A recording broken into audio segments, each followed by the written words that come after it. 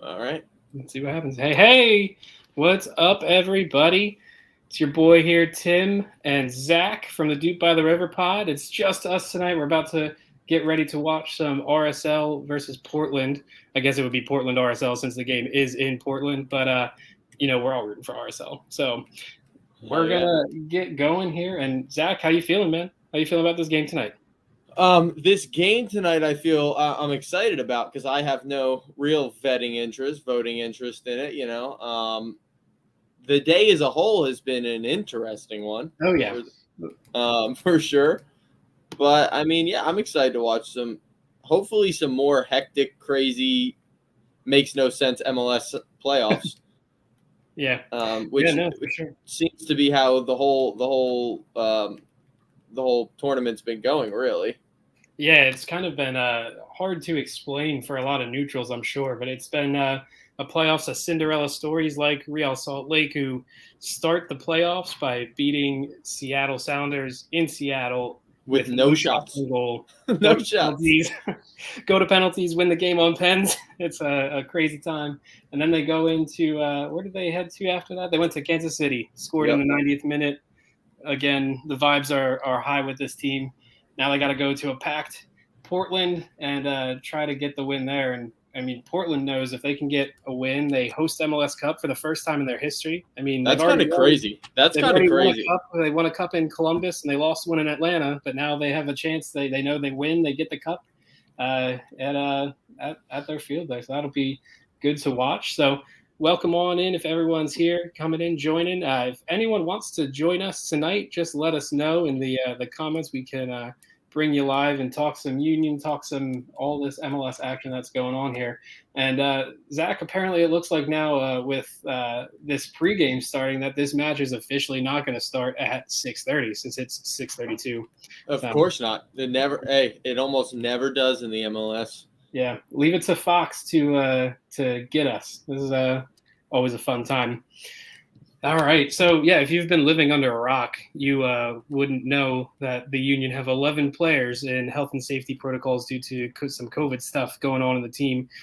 We don't know any official numbers on if any Union players have COVID or anything like that, but it's not looking too great right now. We'll have to see and wait for 2:00 tomorrow when the lineups come out. That is when we'll officially know who's in, who's out. So Zach, real quick, we got some time to kill here. How you feeling about the Union's chances, even with possibly 11 players being ruled out because of COVID protocols? So funnily enough, the realist that I am, I think the Union still win tomorrow. Which is probably the last thing anyone who consistently watches us would think I would say. Yeah. Because I'm always the one who thinks they're going to lose and not score goals. Now, to be fair, I don't know if they score tomorrow. I really don't. I don't know.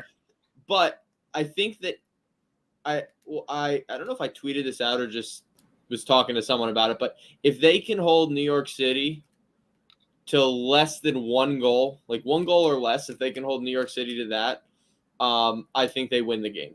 I think that's the key, is really being secure defensively.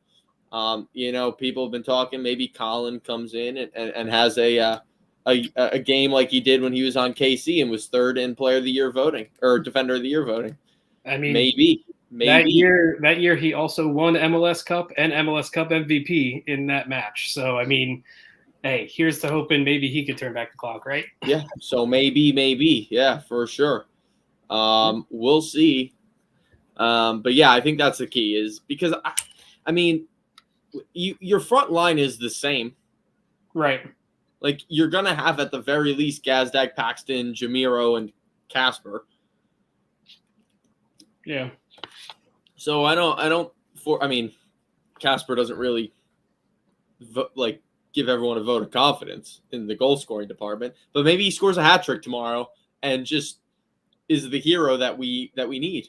Yeah. I mean, I kind of even wrote about that this morning, just on the strikers in general, of whoever can play. Like they just need to stop thinking about what they're doing and just play instinctually. If they can get into good spots and combine with Jamiro and Daniel Gazdag, that's going to be the key as well. Then maybe they get a tap. And I feel like I've been saying this all playoffs, but like once they get that one goal to go past the line, just one goal, like it's going to open up. It really is. But yeah, man, it's interesting. So I guess while we got some more time here, want to go through who would you be in your starting 11 tomorrow? Have you thought of one of who you would play in those spots? Yeah, I do have one that I think makes the most sense in fitting everyone in that should play.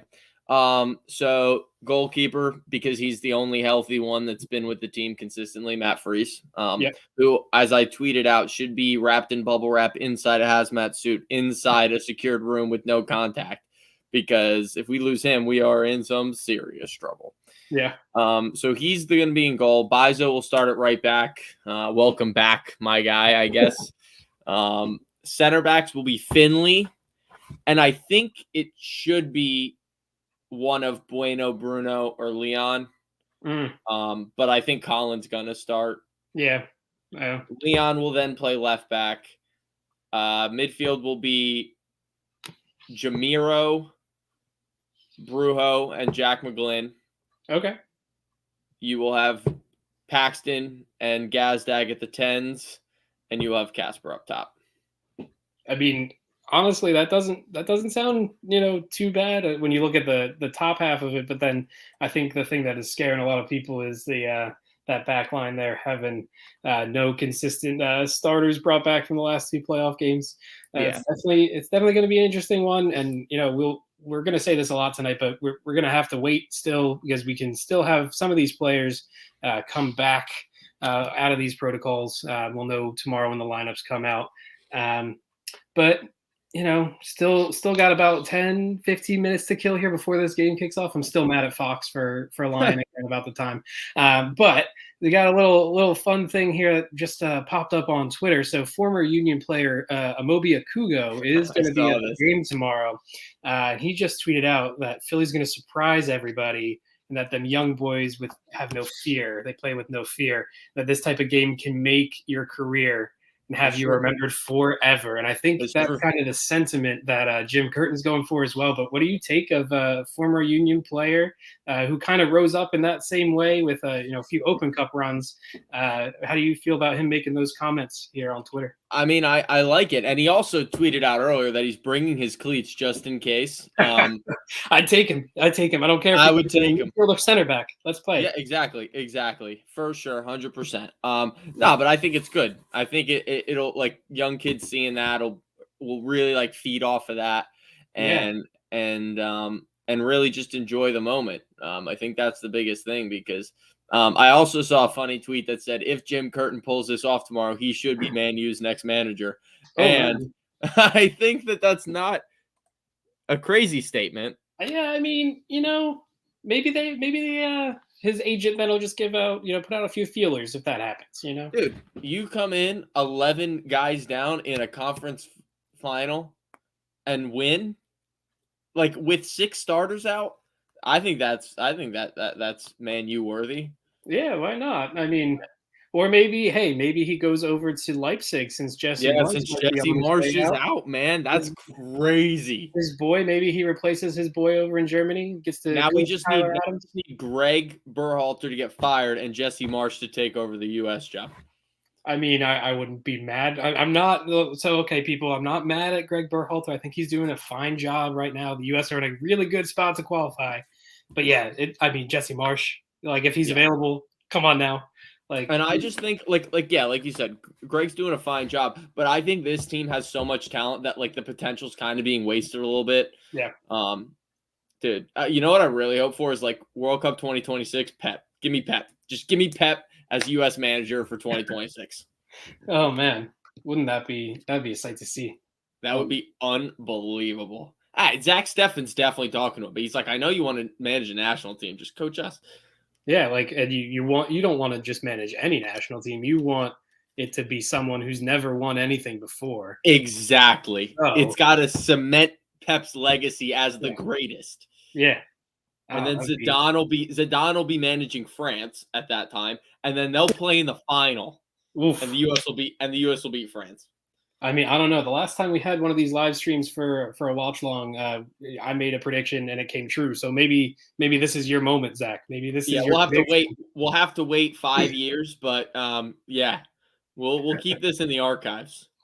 Yeah, we'll have to make sure we pull the clip from it for sure. Yeah. Yeah. Oh man. So yeah, you mentioned, I mean, Jim Curtin's possibility of becoming much more of a valuable asset. So what do you think Chris Albright's going to do after this game? If the Union pull this off, how much money do you think he's going to offer the Union now? I think Chris would have to offer Jim. Like, do you know how much Jim's making now? I don't, unfortunately. I know it's I don't know if coach salaries are out there. I know the players. I don't think they are. But I would have to imagine it's like between like 700 and like 2 million, like somewhere in that range. Yeah. I think Chris would have to offer the Union. Well, I guess they can't buy out his contract, but they would have to actually. They can. Oh, they can? Yeah, technically they could buy out his contract, and that is the only way they could get his services as of right now. But the Union would have to agree to the buyout, essentially. Okay. So I think they would have to offer in the range of like 20 million for him. Like, because right now I think it's sitting at like 10. Right now I think it's sitting at like 10. If he wins tomorrow, I wouldn't be mad because then we could bring in a DP striker. That's what I'm saying. Like, could you imagine the highest transfer fee in club history being for a coach? Like, we talk about that so Union all the time right now, and if you're a new Union fan, you've heard that phrase many times over the last few days here. But that might take the cake if Jim Curtin somehow 20 million. Yeah, $20 million transfer fee. FC Cincinnati pays $20 million for MLS coach Jim Curtin. That's crazy. I don't know, man. I don't know. It's so funny to hear how Chris Albright was. I mean, he was doing his due diligence. Reaching out to his friends, seeing if he wants to come. But how it got picked up in the MLS news cycle of like, they were like, a possibility and all that, and Jim Curtin coming flat out in his press conference and saying like, I'm the coach of the Union. I have 2 years on my contract. I'm flattered that my friend wants me to come coach his team that he's GM of now, but this is where I am right now. It's just funny that it was even a thought in a lot of either fans or media's mind that he might end up going to another MLS club. If you've seen anything from Jim Curtin this year or in years past, in interviews, he does mention his ambition to coach in Europe. And that's the next step for him. It's not going to be going from MLS club to MLS club, and hopefully then he might get a feeler from a European team. No, it's going to be that's the next hurdle for him. Whether it's after this year or when his contract's up, I wouldn't be surprised though if the Union do win against NYCFC and somehow they get to host the cup and they win it, and back-to-back years you got 2 trophies and this coach of the year and all that from last year. Like, there's going to be some teams calling for services sometimes. I think if they win the cup, the team will look incredibly different. Even if they don't win the cup, I think it'll look incredibly different. But I think Jim stays if they don't win. But I think Casper's a weird one. Like, I think if the right offer comes, they obviously sell him. But I think Brujo leaves. Okay. I think Jamiro leaves. Yeah, I think that's a pretty much a done deal at this point. I wouldn't be shocked if Blake leaves, just because you got to imagine clubs. There now has to be offers for him, right? Because I think the one thing that was kind of holding him back, what was it, like 2016, like after he won his first MLS Goalkeeper of the Year award, was Jamaica's international standing. Because I think there were some teams in the Prem that wanted him, but because of Jamaica's standing in the world rankings, they couldn't get him or something. I don't know. It was so weird. Yeah. But Jamaica as a nation, they're going up. Mikel Antonio might have just single-handedly got Andre Blake to the Prem. Right. I mean, we'll see what happens with that. But yeah. No, I could and we always say we don't deserve Andre. He is far and away way too good for the level that he's at. Now, maybe he's happy here and he wants to stay, finish out his career here, which is fine. Right. But if he wants to like push himself to that next level, I could definitely see him moving to. People have mentioned Ajax. People have mentioned like I think of him as like a very mid-level, like mid-table Premier League goalkeeper. Like I think that he could do a job there. Oh yeah. In a club like that. Other people leaving, I think that might be it. Like maybe one of the homegrowns. But yeah, I don't know who would you think it would be from that group if Quinn would probably be the one to go. Okay. But I don't think that that's going to happen. But Casper, Brujo, Jamiro, and then maybe Blake. Do you think anyone from the back line is going to get any interest? I know Kai Wagner had those rumors last year to, I believe it was West Ham or something crazy, and then I do not believe Kai is as wanted as he once was. Yeah. Bizo probably not. Not yet. It depends on what Cameroon do, though. I think if he can keep starting for them and he helps them get to a World Cup, I think then he might have some. They qualified, didn't they? They made it, I think, to a next round. I think they still have another round to go. But they were able to finish top of their group in the last round. Gotcha. Okay. And then Glesnes maybe. Glesnes is probably. I don't think Elliott will, but I think Glesnes. Elliott seems like an MLS lifer, and I'm kind of okay with that. Whether it be with the Union or if another team wants to pay a boatload of money for him. Yeah. I mean, I would hate to lose Jack Elliott. I think his story is an incredible one of coming up through the draft and then starting right away and then getting benched and now coming back and playing at a really high level. But he seems like a guy who's going to spend his career in MLS. Yeah. Glesnes I could see going somewhere. Yeah. But I don't like a bigger league, because at this point, MLS is a pretty big jump for him, I would say. Yeah, I think maybe like again, like Eredivisie maybe. Okay. Like something like that. Maybe like the Dutch or the Belgian league. Go play with Mark, Hey, I mean that would be fantastic if they one, Genk just need to have Mark start more games for them, but that's another. It's so weird because like they concede a lot of goals as it is. But every time I like look at the thing, every time Mark plays, I feel like he makes a mistake, and I'm like, Mark, like what are we doing, man? I don't know. It's kind of frustrating too because they, like you said, like it doesn't really matter who's on the field for them. It seems like now they're just giving up goals. And it's just as some like Mark was a rock, and now it seems like his confidence is gone, and it's.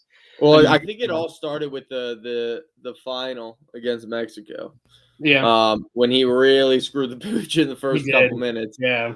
But I mean, like, I don't know. Maybe he just isn't happy in Belgium. Like, maybe that's it. Maybe. Yeah. I'm not sure. I mean, hopefully he'll get to see some more of the field. But yeah, it's just the Genk is just a frustrating team to follow now. As someone who wants to follow the Union players who are going to make big jumps into to other leagues in Europe, it's like, oh, this every time, like, there's not many times you can actually watch a game. Yeah. But if you can find the way to watch them, it gets so frustrating. And then there's Brendan. Who is just tearing it up every single week. It doesn't matter, like if he's on the bench for Salzburg or if he's starting, he's the real deal. I mean, and we've now seen it with the national team as well, and it seems like he's going to be a feature for 2022. Like it's crazy how quickly that happened. It did happen. Him and Adeyemi are going to be sold for big bucks. Mm-hmm. Yeah, apparently, according to Dupsburg here, that Mark McKenzie talks about his time in Genk on the Orange Slices podcast, which is a good program there if you ever get a chance to listen to some other podcasts. I will have to check out that episode for sure. Yeah. But yeah, I like Brendan Adeyemi's been. I mean, he's like Daka last year, who was just tearing it up. Where did Daka end up? He's in the Prem now, Leicester. Right? He's at Leicester. Yeah, he's doing stuff there, right? Yeah. He scored in their, I think in their Europa League game, the first one he played in, he had a hat trick or something like that. Okay. I mean, hey, like you go on. Yeah. I remember watching. I mean, it was kind of nice because you could actually watch the Salzburg games last year. And, when you watch those games, you could tell like, oh, it's that guy. That guy right there is going to be a real deal. Yeah, he's good. I think him and Brendan are gonna. I can't imagine now that Jesse Marsh leaves that Brendan goes to Leipzig. Yeah, I don't know. It never really seemed like he would be a fit there. With the logjam that they have in attacking midfield. I know whenever we bring that up, usually Justin's the one that gets on us like, oh, they have this player and this player and this player, and I'm like, all right, but the connection is still there, the Red Bull connection. Like it's unfortunate, but it is there. Yeah, I think again, like him, like I could see him with all the money that Newcastle now has. Maybe he goes to Newcastle next year, as long as they stay up. If they don't stay up, I don't want him in the championship. But I don't know. I haven't, in all honesty, been paying that much attention to the European game this year. Just hasn't been tickling my fancy like MLS has, which is weird. You missed a good one today. Liverpool and Wolves. I did see the score from that. I saw what happened, but yeah. I hate Liverpool, man. Always at the death. It's so annoying. It's always Origi too when it happens like that. Always. Nah, Wolves played phenomenally. And then what was the other crazy? Oh, and then West Ham beat Chelsea this morning. Okay. I mean, I know what the standings look like, so I know that's good for Liverpool and City. City have gone top. City went top today, because of that. Or West Ham's in 4th. Oh, okay. I know. Man U's all the way in 7th. Oof. Don't tell Justin. He already knows. That's fine. Oh yeah, he knows. We can remind him. Actually, it's fine. We could remind him, since he's not here. Justin, Man U's in 7th place. Oof. Yeah, they stink. Somehow they beat Arsenal the other day, though. Ronaldo, didn't see that. Of course, it was Ronaldo. Speaking of Ronaldo, you shared that little bit of stuff. Yes, voting for Reyna in that awards for young player of the year, third Gio Reyna. That's what I'm talking about. I mean, it's a good little shout there. All right, Think about how good the U.S. have been. Yeah, and they don't even have they didn't have Pulisic for the most part. Yeah, they didn't have Gio. They didn't have Dest. Reyna's been out. Yeah. Oh yeah, you just said Gio. Weston McKennie's been in and out. Yeah, dude, that's it's actually kind of crazy. It is. Yeah, I mean, I guess then that's credit to Berhalter, right, for his system. I suppose so. And Dest, I believe, started today for Barca. Okay. So he's back. Gio's back training with Dortmund. He didn't play today against Bayern, but Erling Haaland did though.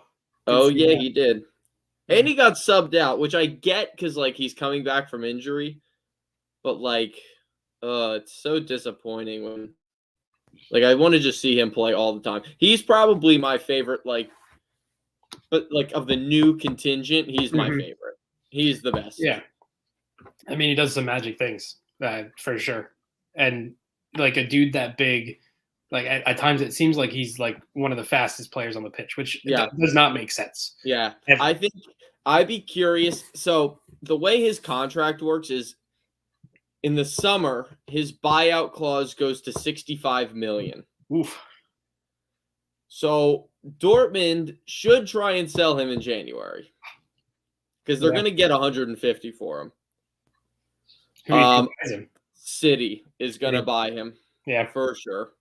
I don't see him going anywhere else. Yeah, because his dad played for I think his dad played for City or is a City fan. Okay.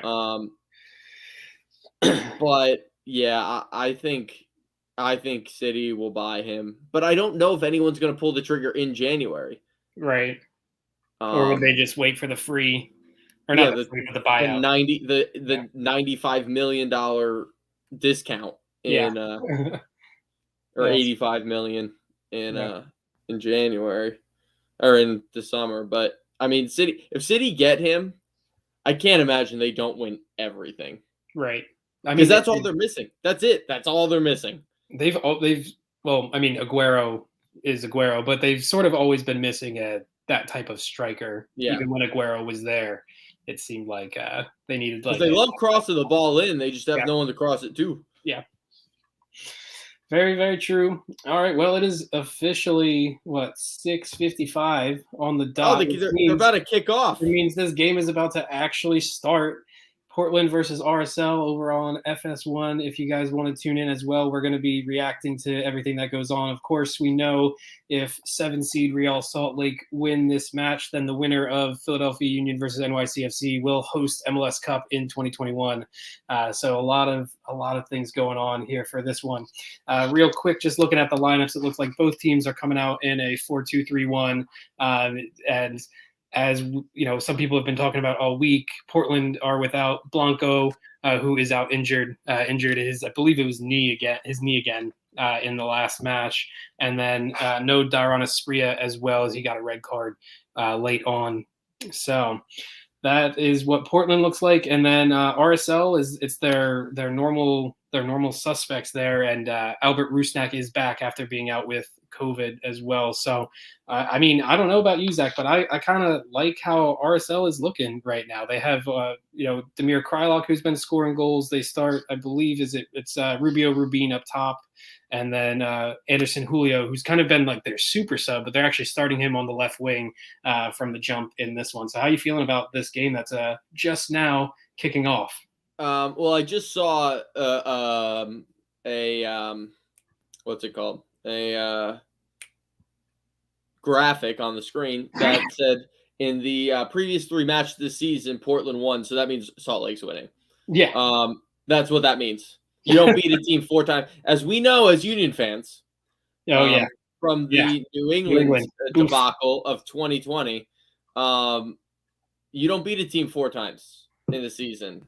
And the Union beat New England, 5 times that year? And then lost. They played an absurd amount of games against New England, and they won every single game in the regular season, and then that playoff game. So Salt Lake's winning this game is basically what that means. Yep.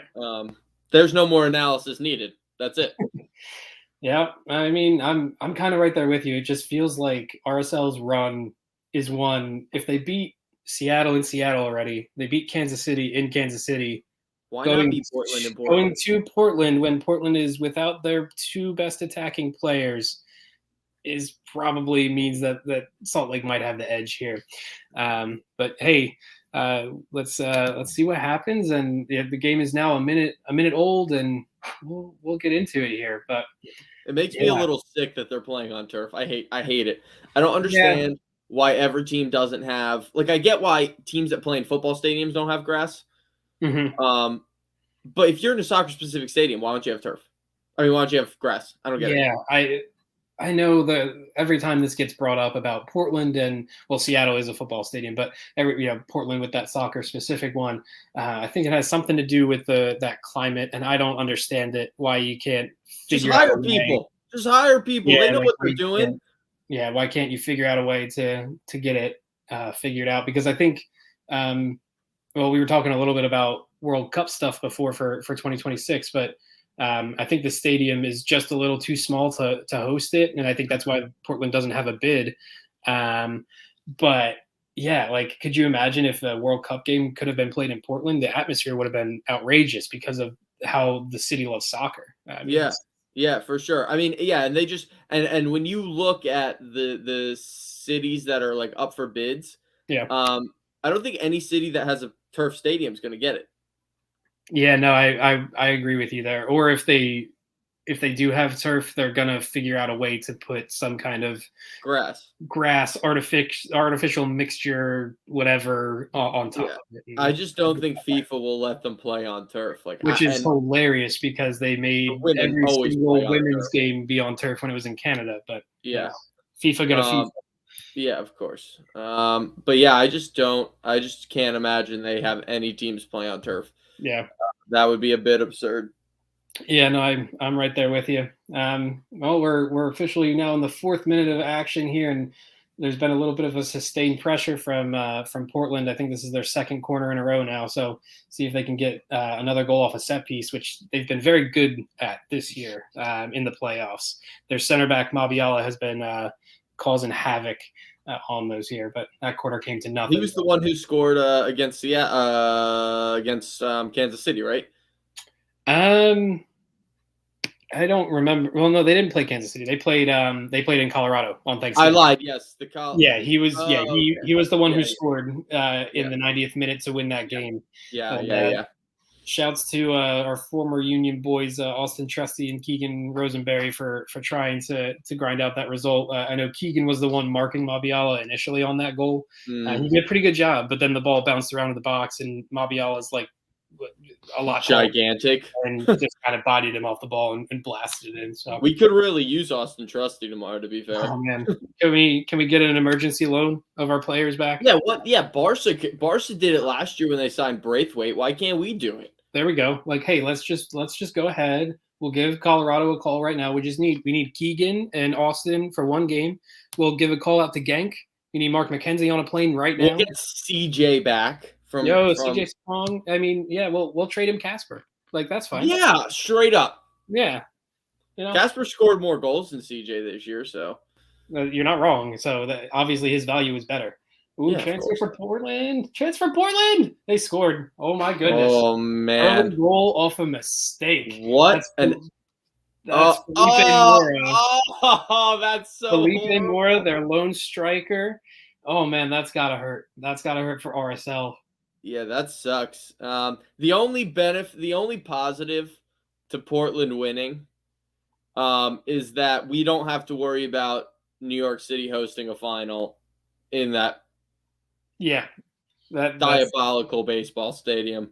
I mean, yeah, you're not wrong about that. You're not wrong about that. I know we kind of talked a little bit off air about whether or not MLS would actually even let that happen. I have just a sneaky suspicion if something happened and New York was able to host the final, that maybe it would end up somehow not being in Yankee Stadium. It might end up being, God forbid, in Red Bull Arena or over at MetLife if they could sell out the tickets there. That would be so funny. Actually, someone just tweeted about the betting odds of RSL. They're plus 320 to win. Well, they were at the beginning of the game. The Union tomorrow are plus 290. Oh, wow. Now, New York City's now at minus 120. They started at plus 190. Okay. So it has moved a bit, but I'm surprised that with how it is so far, it's not worse. And it makes me kind of think that maybe, like we were saying, a couple guys will get off that protocol list. Yeah, that's definitely interesting. And I guess we can kind of segue into that as we'll see if RSL can get back into this one here now, as Portland got a 5th-minute goal. But let's pull up that list of players and kind of talk through who we think might be the ones that come off it. Because I keep saying it. I've said it all day. I said it off air before we started. I just have a really hard time believing that there's going to be 11 players out in this game. I don't know why. I mean, it could happen, but it seems like that 11 from something that might just be a close contact sort of situation where you just need 2 negative tests to get off the list. 11 seems drastic, but the names on the list, if you haven't seen them yet, are Alejandro Bedoya, Joe Bendick, Andre Blake, Corey Burke, Jack Elliott, Jakob Glesnes, Elsinho, Alvis Powell, Sergio Santos, Quinn Sullivan, and Kai Wagner. So, Zach, out of those 11 players there, do you think any of them have the potential to get off it just on a hunch? I mean, I know we don't have any other kind of insider information or anything like that, but, you got a gut feeling? So, from what I gathered yesterday at practice, a lot of people were saying Elliott was there. Now, I don't know if they gathered all these guys up because they were all at that party and they're all close contacts. And that's why they're on the list. But if Elliott was at practice yesterday and he didn't test positive, I would presume that he will be available. Yeah. Now, obviously, I don't know if he was actually there. Right. I don't know if he is negative or positive. But he seems like the most likely, given the information that I have, to get off the list. Fair enough. I mean, we've been talking and that's about one. Yeah, I need him to get off the list. One of the 2 center backs. I mean, when both starting center backs are on a list of potentially being out because of health and safety protocols, you want one of them to get off that list as soon as possible, especially when you really only have one legitimate backup center back here. But yeah, it's not looking great for the Union right now. Oh wait, RSL coming down. All right. I mean, RSL have looked the better side in the first 10 minutes so far. Yeah, I'd agree with that. I think it's still kind of interesting that they went with Anderson Julio from the jump, just because from the first two playoff matches that they played, I know in Seattle it was a wash because they weren't even trying to score a goal. But against SKC, Julio came in later in the match, and his speed kind of shifted the way that the game played, sort of like how the Union like to bring on a Sergio Santos-like player. But yeah, like it's just interesting to see him on the field from the jump, and Portland trying again here in the 10th minute. Came to nothing. Nice little back heel there, though. Looks like the Char brothers trying to connect there. It's so crazy how good both Char brothers are. Just hanging out on the same team. It's like the longevity of Diego Chara and then his brother Jimmy coming in, and I'd kill to have a winger like him on the Union. I know the Union don't play with wingers and all that, but yeah. Maybe next year, Tim. Maybe. Do you really think the Union are gonna switch it up and try to have a new sort of foundation? I mean, we've talked about it on previous podcasts and other things too, and probably way too much. But like, you can still press when you have wingers. So I think you can press better when you have wingers. Yeah. But I think that it really depends on the turnover of the squad. Like, Paxton is very, very versatile. I think Paxton could just be one of the wingers because you got Gazdag who's going to play the 10. Like, Paxton's not going to take that spot from him. Yeah. So unless you're going to play with 2 10s, what's the point of having Paxton and Gazdag on the same team if they're not both going to play? Yeah. So then realistically, all you would need is one winger. Mm-hmm. And wingers are out there. There's plenty of them. I play winger. They could sign me. I could do it. They could get me fit, I'm sure. But I could play tomorrow if they need. I'll bring my cleats to the stadium. Yeah, as we've said, you'd win more headers than Casper. So we'll we'd have that going for us if you were in there. Yeah, it seems so interesting to me that 2019. They really first tried to start the 4-4-2 diamond, but then would switch late on into the 4-2-3-1 and bring on Elsinho and shift Brendan Aronson out to the wing or Sergio Santos out to the wing, and kind of run it that way. And I don't see why you can't try and do that again. I know that the Union really played with possession when they went to the 4-2-3-1. I would love to have possession of the ball. I think if they want to be a pressing team and they want to play with wingers, like there's definitely a formation that would fit that. I don't know if it would be the 4-2-3-1, but I mean, 4-3-3, just a flat 4-3-3 would probably do the job. And then and you have the midfielders to do it. Yeah, they run their nuts off anyway every game. Right. So you're not wrong about that. I mean, and then when you look even at the players on the roster, like if you can't go out and buy high caliber wingers, you have players that can already play there. Like you were saying, you could throw Paxton Aronson out there. If Quinn Sullivan's still on the team, he can play winger. If you have Sergio Santos, he's shown that he could play winger. I mean, you probably can't trust his defensive attributes too much there, but at least if he has more space on the sideline, his speed is really dangerous. There's definitely some options there. I wish that Jim and Ernst would kind of get together and bring in someone who could maybe stretch the field a little bit more. But that's more so the off-season talk coming, and hopefully we don't have to talk about that for at least another week here. But yeah, it's an interesting time to be a Union fan for sure, and seeing what the future holds for this club. And I don't know, this Portland-RSL match is sort of it feels like it hit a lull for a second here. It looks like Portland's just holding on to the ball, and RSL are not really. I mean, they might try to press right now, but it looks like they're just kind of regrouping. I think. Yeah, because that's how RSL really like to play. Anyways, they love to sit back and really. It's just tough when you let up an early goal. Yeah, that's the real problem there. And I don't know if you saw, but Matt Doyle earlier today tweeted, who I'm not a big fan of, but He's an MLS guy, so we'll We give can him. talk about it. He said, worth remembering that NYCFC are missing 3 of their 4 best players tomorrow, and their 5th best player, Sands, looks about 60% of himself with a muscle issue, and his backup, Acevedo, is also hurt. Obviously, the Union are down bad, but so's NYCFC, and then he put in brackets, the Revs really blew it. I mean, they did, though. I mean, I don't think we really talked about that enough, how much the Revs blew it.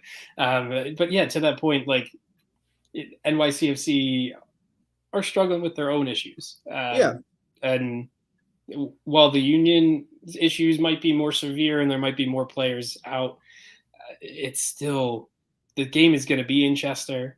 And like we've been talking about, that the atmosphere, the moment for some of these young players to play in a game, the biggest, I've been saying it's the biggest match in club history. I know the Union have had a few of those over the last few years now, but it's only right to say like a match to get to MLS Cup. Like, well, yeah, until you win a cup. I mean, like every match to get to that cup is the biggest match in club. You know what I mean? Like right. Until you get there and win one, then it doesn't mean as much because you've been there before, you've won one before. Yeah. So I think that's key to remember too. Like until these guys win a cup, like every time they get to this spot, it is going to be the biggest game in club history. Yeah, you're not wrong. It'll be interesting to see, and yeah, let's just hope that this game gets a little bit more oomph in it. Oh, there's a little bit more MLS. Oh, there's a foul. There's a foul from RSL. All right, get under their skin a little bit. I know RSL is now kind of the king of shithousery right now. So maybe that's how they get back into this match right here. Yeah, where's Kyle Beckerman at? I need his dreads just in my life. I mean, yeah, wouldn't that be funny if he was still on this team? I don't know if they'd be on this run because I feel like he's a bit old. He lost a step. There's Julio. Julio getting the turnover and a foul. That's a good play right there. Getting one early. Not a good spot. He didn't even need to foul there. No, I think he was Bravo was just a little scared of the speed there, so I guess that's why he started him. I don't know. I guess RSL still do have one of their super subs. They have Justin Miram, I believe, is on their bench tonight, who has been sort of the key to their attack in the second half there. So maybe that's what they're going for. Julio rocking them tight shorts and tight jersey like Adama Traore does. Yes. Floating it in there. Nothing right now. Oh, almost snuck through.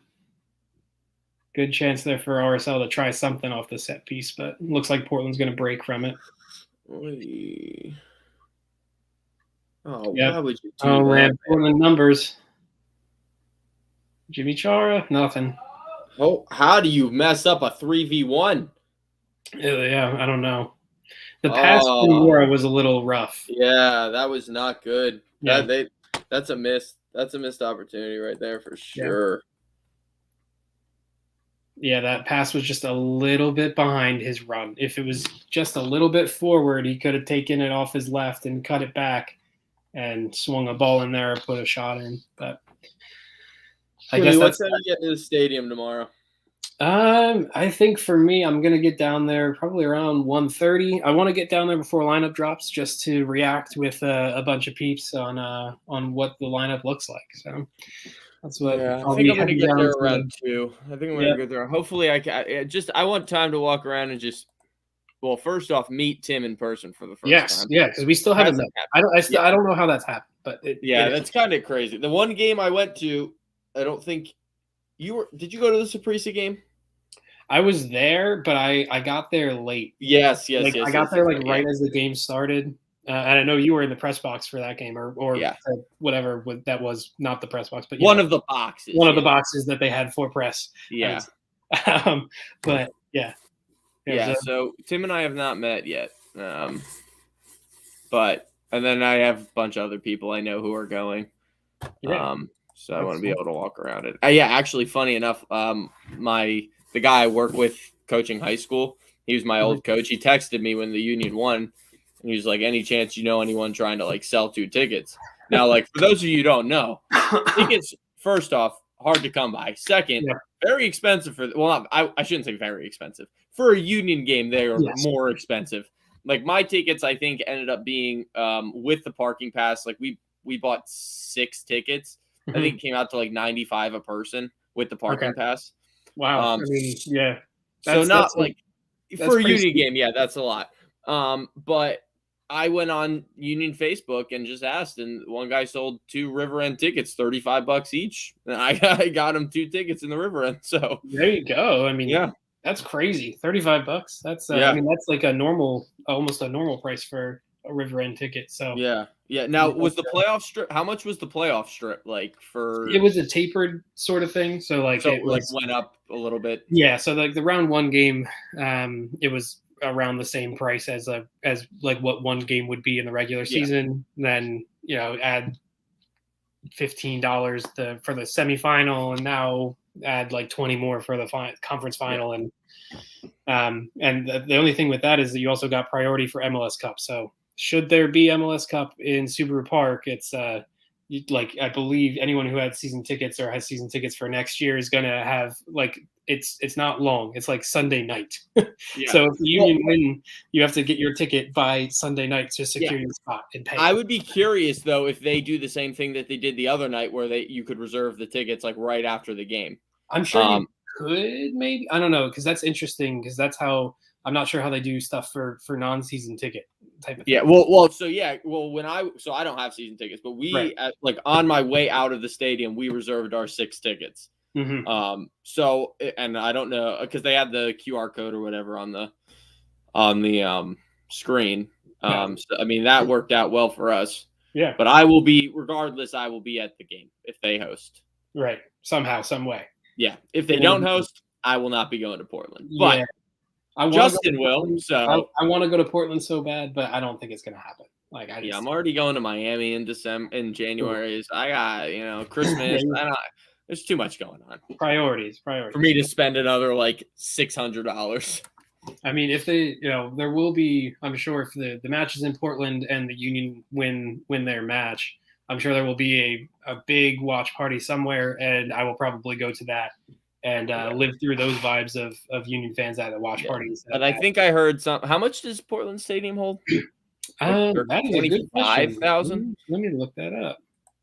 I'm not sure. Because I'm pretty sure it's bigger than Subaru. I just don't know how much bigger. It is, and I know they have put on extensions in the last few years that make it even bigger. But yeah, I mean it's interesting because it actually like NYCFC stadium.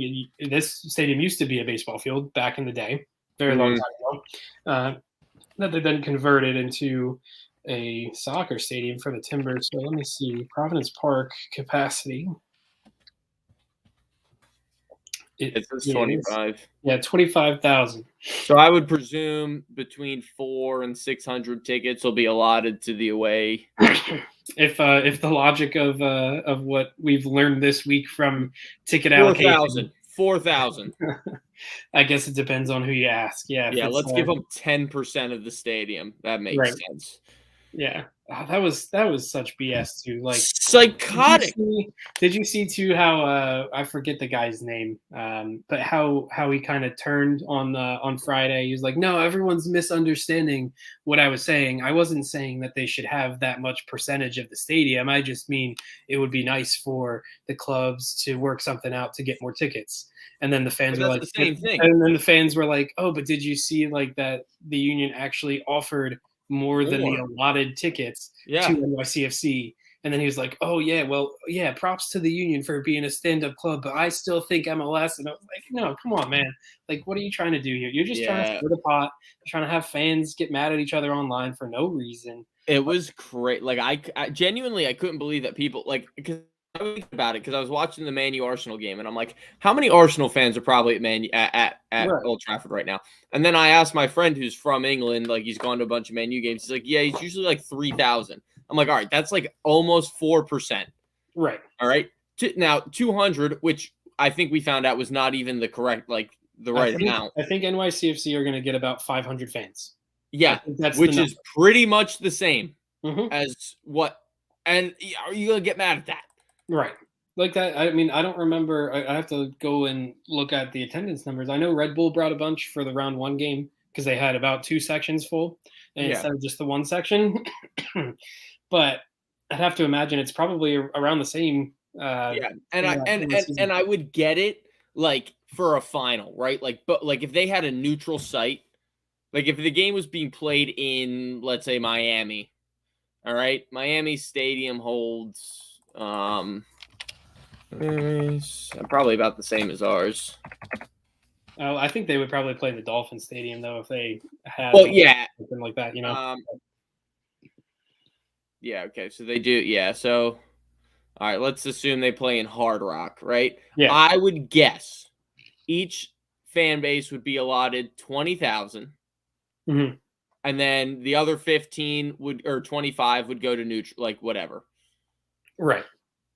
But it's not neutral. Like MLS doesn't have it set up that way. So you can't be mad that a home field game is a home field game. Right.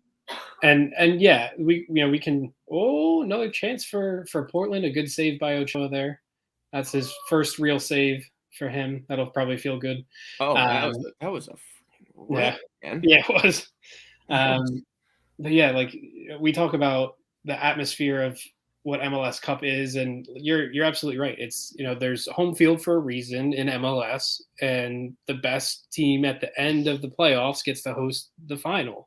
And that's just sort of how it is. And until MLS maybe decides to change that and go to more of like, if soccer grows in popularity after the 2026 World Cup, and we're starting to see numbers, not that rival the Super Bowl, but maybe in many, many years we start to see people who are very much interested in coming to games like that, then maybe we'll see a neutral site at a big state, one of the biggest stadiums in the country. I know you always mentioned SoFi Stadium right now out in LA. That'd be so cool. That would so cool. Yeah, could you imagine an MLS Cup in SoFi Stadium? That'd be so cool. That new stadium. I think they would have to fix the turf issue though, but we'd have to. Do they not? No, they do have. It's turf. Yeah. Vegas, they have grass. Vegas, they play with grass. But I would find it super interesting. Like, and I know a lot of people say like, oh, there shouldn't be domes either. Dude, if you're playing inside with grass, I don't care. Right. Like, I couldn't care less. Like, get the elements out of it. Like, I'd rather have the purest form of soccer you could possibly get. Right.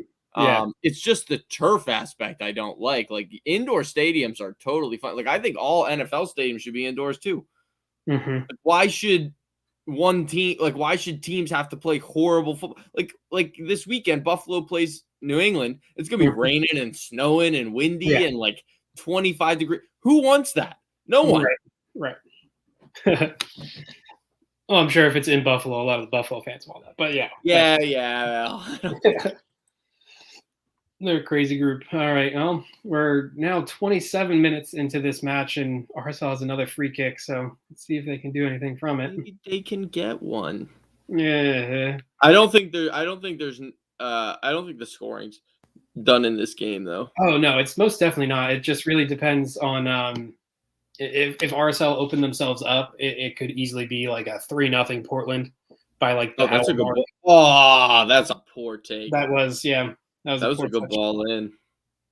But yeah, you can see RSL has quality, and it's just they really pick their moments to open up because they know if they play open for a full game, they're gonna get scored on like 3 times at least. Yeah, but especially because Portland is very quick on the counter, as we saw that they messed up on. Yes. Yeah. Well, I would kill for a Union counterattack to look like that right now, though. Yeah, just once. Just once. Like, have 3 people moving forward, like a 3-on-2 in the attack. Not just Sergio. We can't just kick it up and then have people try to catch up to him. Yeah. That's definitely going to be something tomorrow. Just if Sergio plays or if he doesn't play. Yeah.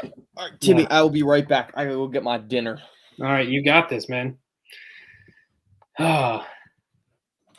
Fun times here. Portland on another attack, trying to build up again, like we just said, on that little counterattack, but nothing's doing right now. They can't put the strings together. No good passing. Then RSL is just going to boot it right back to them. So that's how this first half is going to end in the last 10 minutes. Ridiculous. Ooh, okay. RSL trying to break pressure, getting a foul call.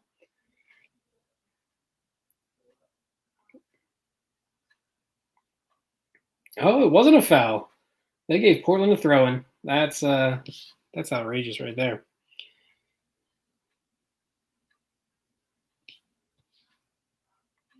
For our viewers out there, I know I said this as we were beginning the stream, but if anyone is so inclined to maybe want to come on the stream and hang out and talk some MLS with us, some Union, feel free to send us a chat here, and we can definitely bring you on if you want to talk whatever about MLS, about the Union, about this this interesting and boring match at the same time that we are witnessing together here.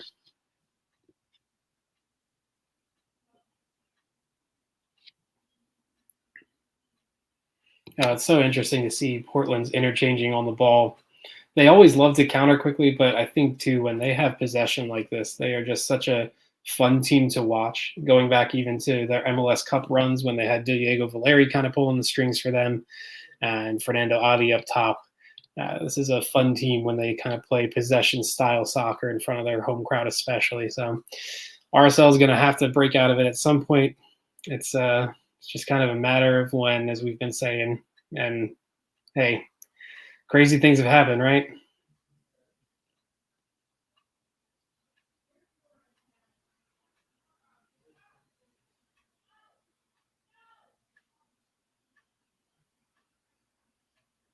Yeah, Anderson Julio is fast. I'll give him that, but he's dribbling into pressure. There's no outlet for Salt Lake right now. And Portland are through. Good save, but a big rebound. Ooh, put over. That's a really good chance for Portland. Might build some confidence for RSL since they're able to get that stop there.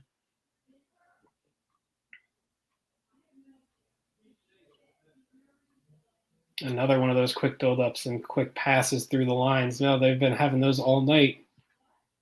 RSL's backline's got to wake up a little bit there.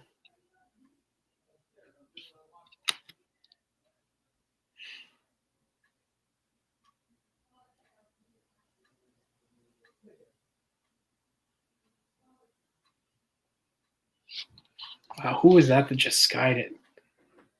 Come on now, man. Got a chance to put your team up 2-0. You skied over the net right there.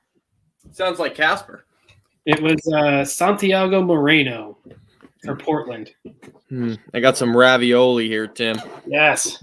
Let's go. I mean, would you have anything other than that? Other than an Italian dish right now? Is that... No. There's what? They're downstairs. There's more? Downstairs. Yeah. No, I don't want. Oh, gotta love it. Gotta love it.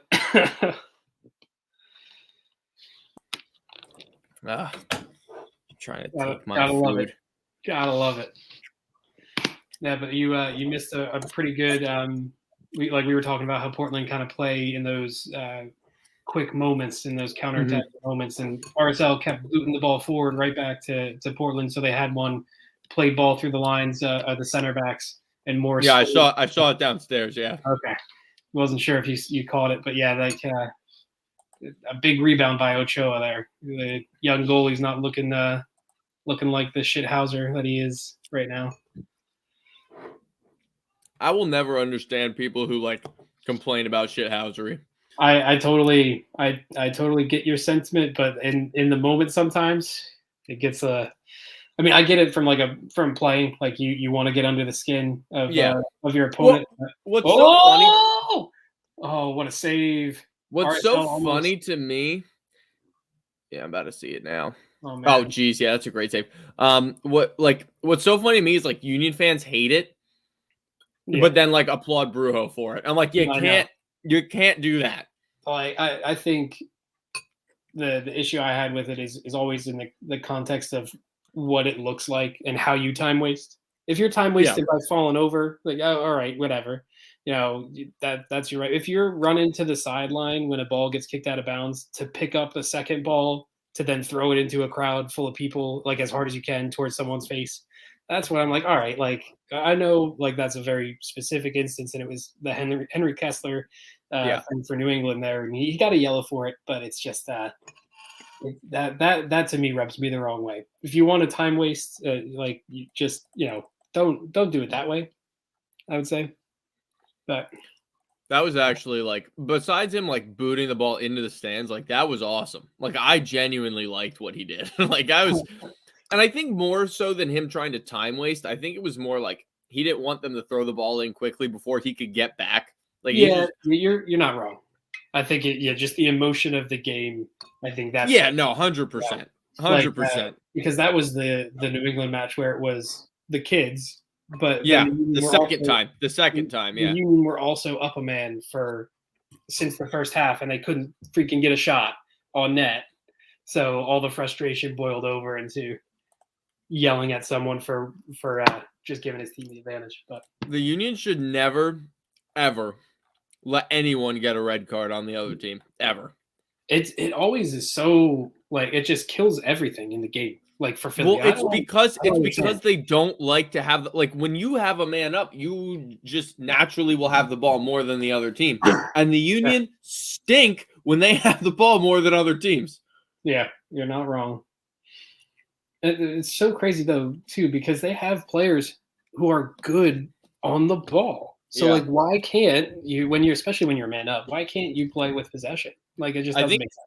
I think it has a lot to do with like the forwards and their inability to combine with everyone else. Yeah, because I think that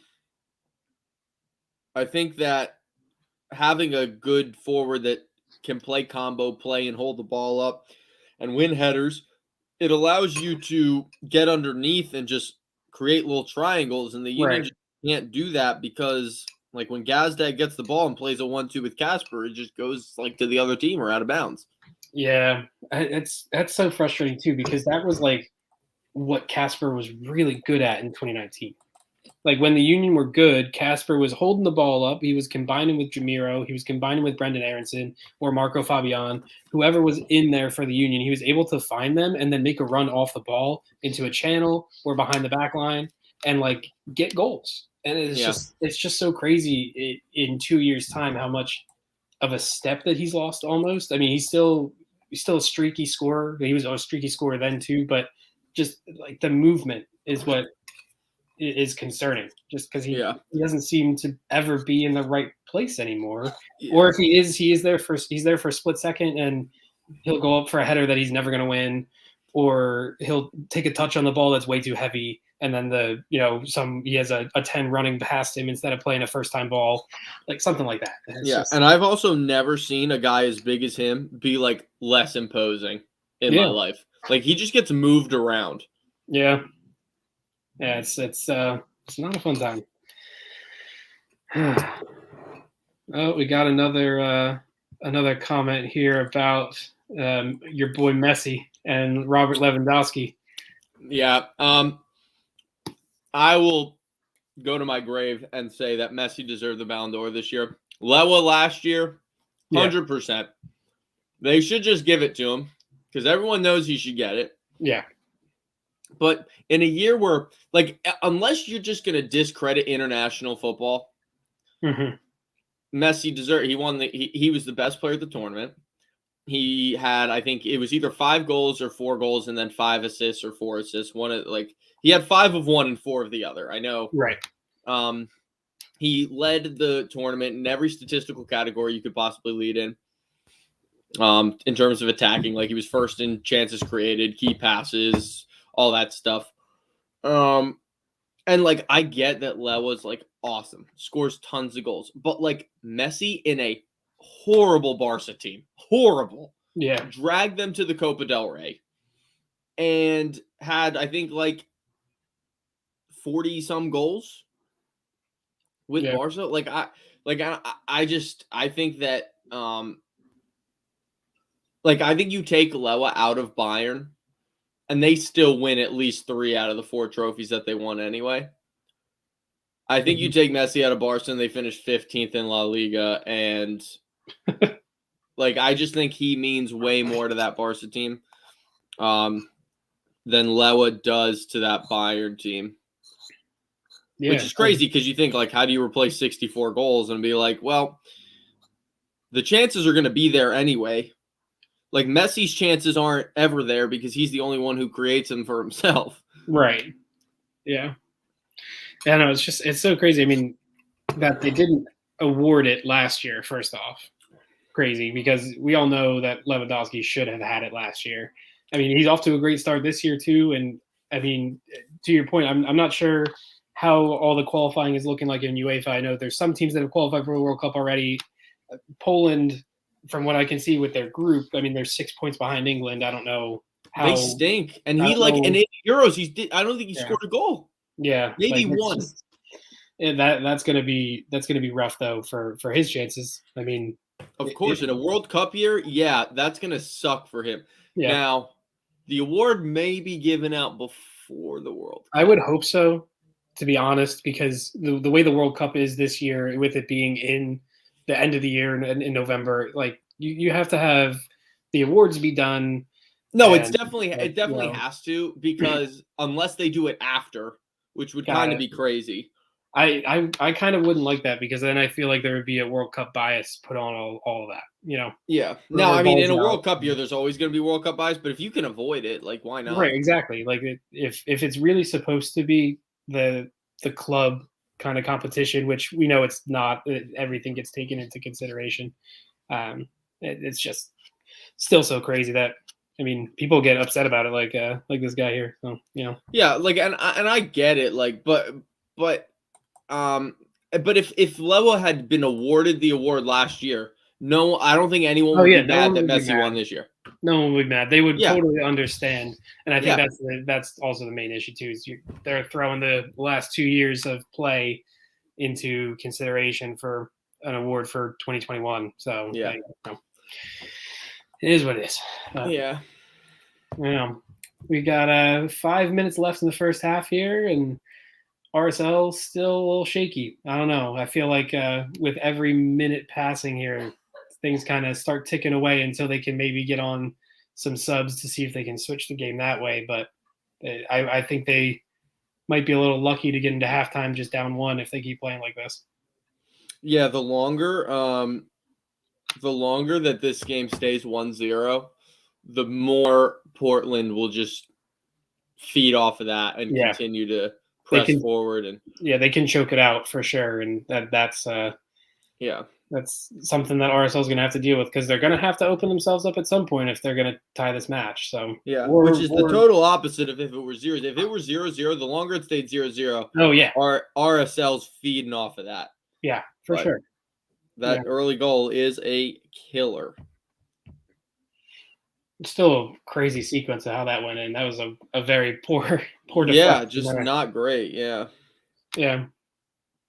Oh, here's another good question here as we get close to the end of the first half. In what place do you think do you rank the MLS in the world? First place England, maybe second place Spain, and then what's next for you, Zach? I don't know if Spain's second. I don't think Spain's second. Okay. Honestly, I think Serie A would be second in terms of just competitiveness. Yeah. Like Serie A from 1 to like 8 is always like kind of, now Juve's usually at the top, but Juve stink this year. So I think right now at least MLS is probably right behind the Dutch league. Okay. And like the championship, I would say they're kind of on par. Yeah. So you got top 5, those two, and then maybe like the Belgian league, but I think that the MLS might be better than the Belgian league. So I'm going to say it's probably the 8th best league in the world. I feel like top 10, you can't be mad. Yeah. I think top 10. I think top 10 is, and all these kind of questions are always interesting, because it really depends on like what do you think is competitive, right? So if you're saying like parity is competitive, or that every team kind of has a chance, the championship is the most competitive league in the world, is the best league, right? But then you would say, oh well, the Premier League has the best quality players and the best this and the best that. And yeah, it always is kind of it's hard to place things But like broad strokes, I think top 10 is a good spot. Like below 7, but above 10, like somewhere in there, you could make an argument for Liga MX probably. that. Yeah. You can make an argument for the Brazilian League. But yeah, I think top 10 is a good spot for it. Yeah. No, I think that's kind of spot on there. I think that's a good assessment of how the game has grown in MLS and through MLS For sure. in America and Canada. It's all about the youth academies. Like it's all about the youth academy because the MLS was always a buying league and now it's the total opposite. Right. Yeah. Unless you're Atlanta or Miami or LAFC / Galaxy. Although Galaxy's academy is good. I won't hate on them too bad. And I love Ibra, so I'm not going to be mad when you bring over a guy who just absolutely lights up the league for the 1 year he's here. Yeah. He was awesome to watch. I went to the game that he came to Philly, and it was when it was pouring rain. I mean, the pouring down rain and the goal that he scored. 2 goals. He scored twice. They lost 2-1. He did score twice. They lost 2-1. It was awesome. Like I was more so there to watch him play than watch the Union. That's pretty much how that stadium was. You could tell like it was. Yeah. There's been only a few times where Subaru Park has been for the other team or for another player, and I would say it goes Club America. When Club America came, that was the top. You could tell that the stadium was for Club America. It was a home game for them here. Yeah. And then when Zlatan came, and it was just for Zlatan. Like it didn't matter who else was on LA Galaxy. It was like literally people are wearing AC Milan jerseys. They're wearing all of his jerseys. Like you could just there's so many. Were you at the game when David Villa scored from half? Yeah. So was I. And that was very cool to see. Obviously, like not in the way it happened, but what was that? 2-0 they lost that game? Yeah, it was 1-0 late on. And then he got Villa pulled up from half field and as soon as he hit that volley, I was like, this is going in. Because I saw where Andre was and I was like, he's not getting back. And it really doesn't look like it's going over. But it was awesome to see that goal. I was like, holy. Yeah, there's been a lot of big names and big moments that have happened against the Union. Yeah. Which is a funny thing to say. Like, I mean, thinking back just even less than 10 years when I was playing high school soccer, I would have never thought I would be able to see players like Kaká, Steven Gerrard, Frank Lampard, like Nani. Yeah, like you think Nani's done? Like done? I don't know if he's done. I think he's done with MLS. Yeah. Sure. I just don't know where he would go. Yeah. Like I just don't know where he would go. You think he might go back to Portugal, play there for a little bit? Maybe. Did he ever? I don't know if he ever did. To be honest, I don't know if he played in Portugal. No, I think he did play for Sporting. Okay, I mean, but yeah, maybe. Let's take a gander here. If he plays as we're doing that, we have officially hit halftime. Portland up 1-0. Kind of a ho hum first half, I'd say, except for the mistake there by not great. Not a lot of chances. Yeah, I'll pull up the stats after we look up some of that Nani stuff there. Where is his teams that he? Oh yeah, he has played for Sporting. Actually, he transferred from Sporting to Orlando City. Right. But he started off with Sporting, yeah, okay. And then he went to Man U, and then back to Sporting, and then back to Man U, and then he went to Fenerbahce, and then Valencia and Lazio, and all those teams, and then Orlando. And now he's without a club. I'd take him on the Union. Oh, for sure. I mean, they're not gonna, but no, of course not. But I would take him. Oh yeah, there's still so many players, that I would take. Dude, Giroud, I need him. I need Olivier Giroud. I mean, we talked about that, and Justin mentioned that the big meaty forehead a lot. I think he wants to see that. So. I would love that man in a Union jersey. I would buy it so fast. Like I don't normally get names on the back. Like I usually get my name on the back. Fair. I would buy his jersey and I would frame it and I would want to get it signed and meet him. He just seems like such an awesome dude. Yeah. I mean, that's the next step, right? The Union have to go out this year in the off season and buy a striker, right? That's kind of that's now the if they get him, thing. they need wingers. If they buy him, they need wingers. Yeah, I mean, I don't know if they would go out and get Giroud, but even someone that's not a big name, but that just is someone who can score goals, man. Yeah. And it can't be one of these rinky-dink loan to buy options like we're seeing with Davo and some of the other strikers of the past. Like Davo's scoring the winner tomorrow, guys. If he does, then he is on the Union next year, and we don't have to worry about a striker. But that's true. Yeah. He's gonna score the winner tomorrow. He's not even gonna. I watch. He's not even gonna be on the bench yet. I was gonna say that's assuming he makes the bench. Watch him not even make the bench. Is he even in the country? We don't even know. We don't know anymore. But yeah, so Portland up 1-0 at the half here against RSL. Just looking at some of the stats, Portland had 56% of the possession, 7 shots, 3 on target, and an expected goals of 0.45, which is not great, but they scored anyways. And then RSL 3 shots, 1 on target, and expected goals of 0.19. So this has not been an offensive match at all. That's surprising that it's only 0.19 considering that header chance. I would have assumed that would have been more of a chance than 0.19. Yeah, like I would have thought that would be like 0.4 just in itself. I guess it was really because it was directly to Steve Clark. But maybe yeah. It was still a good header. Like if Clark was not ready for it, it could have snuck in. But yeah, that's fair. That's fair. Yeah, since he didn't have to do much on the save. I mean, it doesn't surprise me that Portland's dominating the possession and the shots and everything against an RSL team that is built to sit and to muck up the game and not really play soccer. But they're going to have to figure out a way to do that in the second half here. Yeah. It's going to be interesting here. We'll see. I know RSL loves to, like I was saying, bring on Justin Meram as kind of their spark out wide.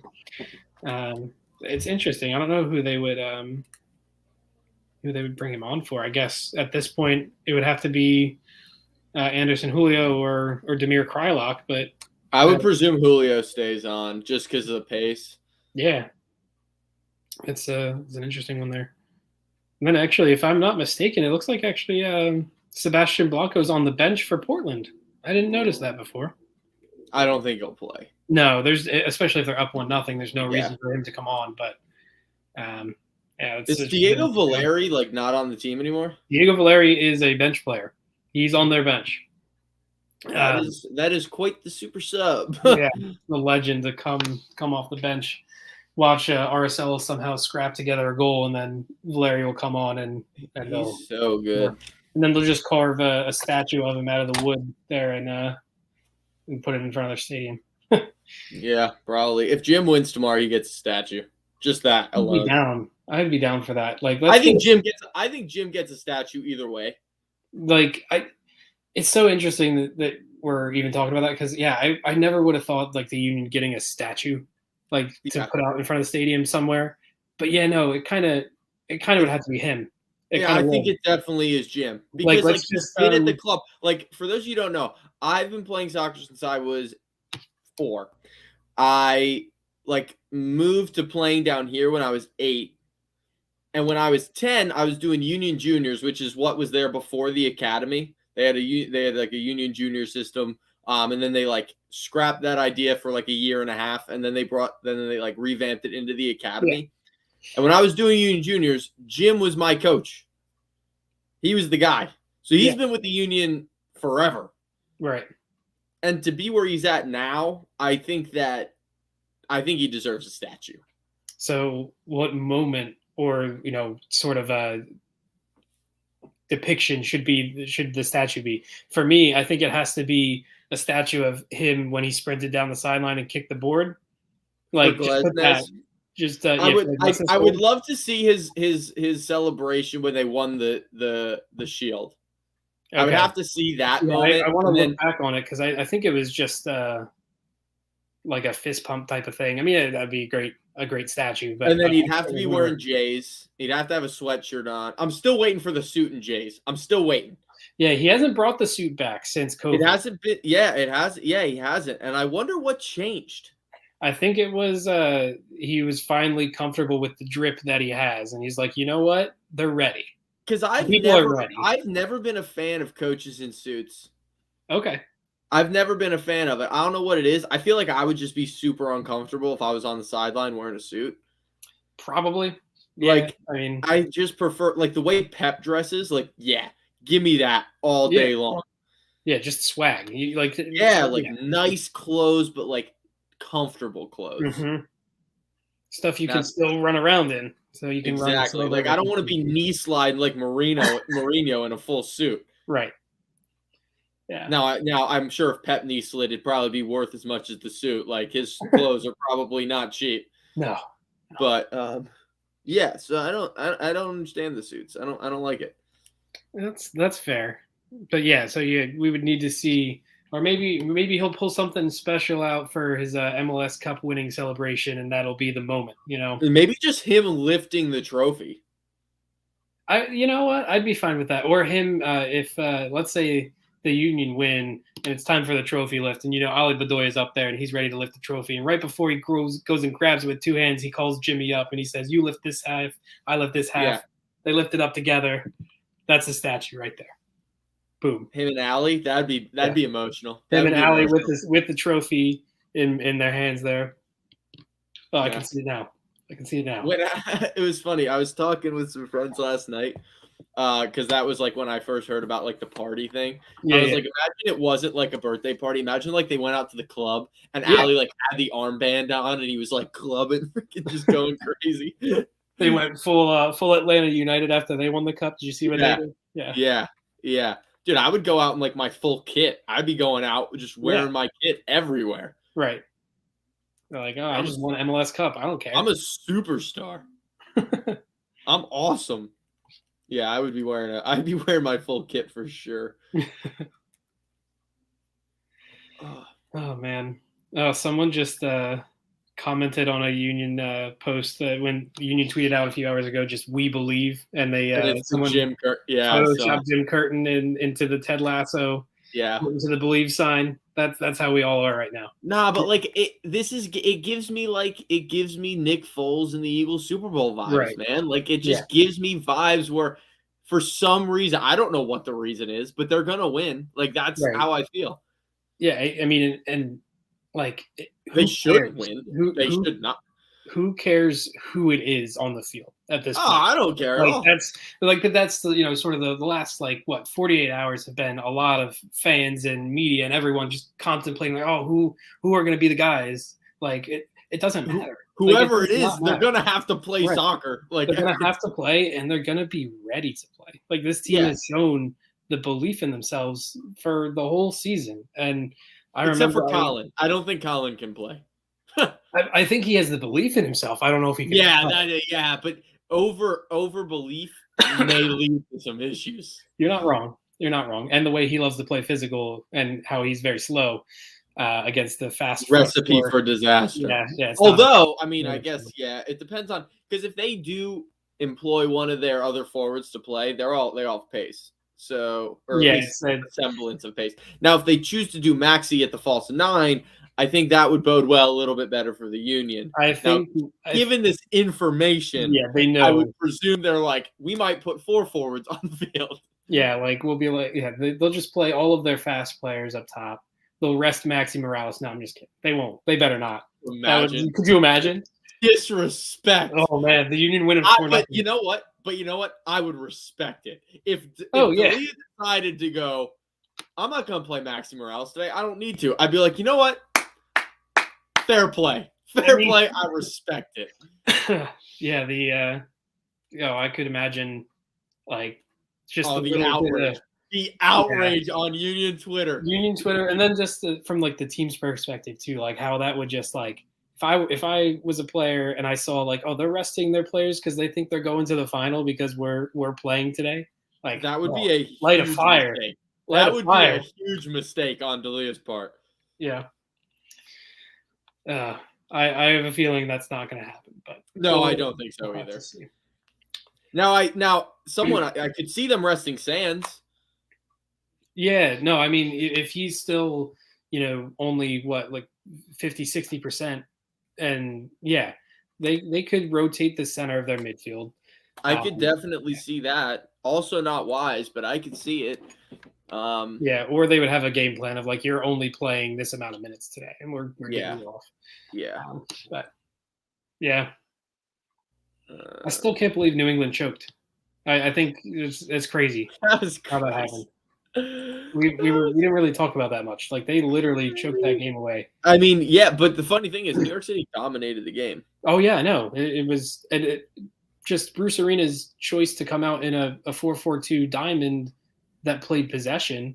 Like, you're never going to win possession off of New York City if you play that formation. You have to play counterattacking if you're going to do that.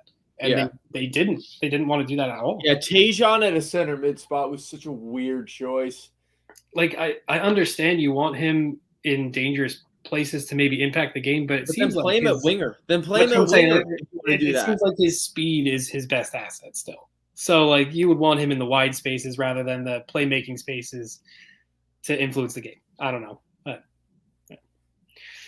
crazy. Still crazy that they lost. And I mean, I think it sparked some good conversations though across MLS of are they going to keep this playoff format going the way it is? Like, could they maybe, with more teams coming into the league, maybe they go to 8 teams and there's no bye anymore, and the 1 seed just plays the 8 seed. You play in the first week of the playoffs, but you played the best, so you're going to play the worst team that makes the playoffs, and you should win at home in that game even with limited rest. Like, it's interesting. I think they should just, like, at a certain point, I think they should go back to 6. I think they should go back to 6 teams. Because I think the less teams in the playoffs, the better. Even though I guess, like, down the stretch, and we're seeing this with the NFL too, now that they added 7, like, games later in the season are going to mean more to certain teams, whereas in the past they haven't. But I just, like, I mean, I guess RSL would be kind of screwed because they wouldn't even be here because they would have been out. I mean, it's still so crazy that RSL is even here because LA Galaxy had it wrapped up. Yeah. And then it was ridiculous. Ridiculous. It's so crazy how, like, much LAFC's fallen off. Yeah, that was interesting to watch too. It showed how reliant they were on Vela, and then also on Mark Anthony Kaye, who they just let walk. Where did he go? He went to Colorado, and then they finished first in the West. Like, that type of central midfielder apparently was very good. Important, yeah. Second half's about to start. Second half's about to start, but I'm gonna run to the restroom real quick. So let's get this going. Hopefully RSL score while I'm out here, but let's go. Looks like give me pens again. Give me pens. Guys, for those of you who don't know, I love pens. I'm a big fan. Even when the Union went to pens and everyone else was super nervous, I was loving it. Loved every second of it. Was very happy that it went to pens. And, I hope we get pens again tonight because I think it's just so fun to watch.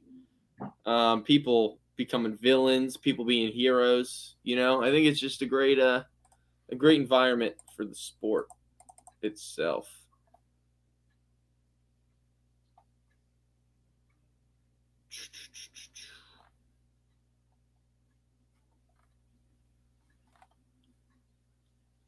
How many total goals be scored in the Eastern Conference Final? Fair enough. All right, we have kicked off here in Portland for the second half. You see some guys warming up on the side. It'll be very interesting to see if RSL can kind of get possession and take control of the game a little bit because they really need the ball in order to do anything. Because that's kind of the way you score goals, guys. If you have the ball, you can score goals with it. If you don't have the ball, you can't score goals. The other team can for you.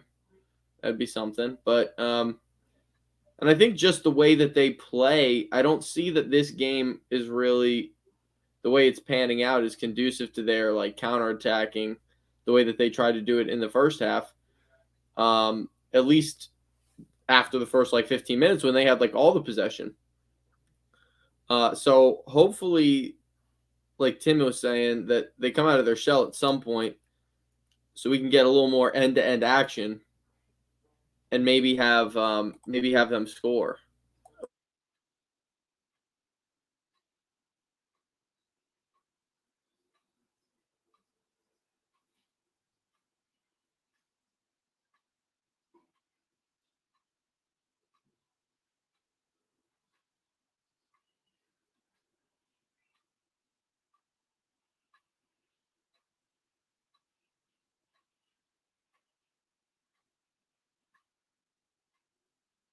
Sorry about that. Yeah, so I'm looking forward to the rest of this match. Definitely looking forward to tomorrow. I'm excited to see what the kids are going to end up doing on the pitch because, like we talked about with the lineups, I would assume at least two of them. Well, I guess three if you want to include Matt Freese, but Paxton and Jack should definitely start, and then Jack McGlynn, that is Paxton Aronson, and then Matt Freese will start. And then we'll see who else is healthy and who else is not. Like Tim was saying as well, I don't think that all 11 players will be on the list come tomorrow. Now, it's a definite possibility that they are, but I don't believe that will be the case. Yeah, Salt Lake just can't do anything right now. Every time they get the ball, they lose it. Every time. There it is again.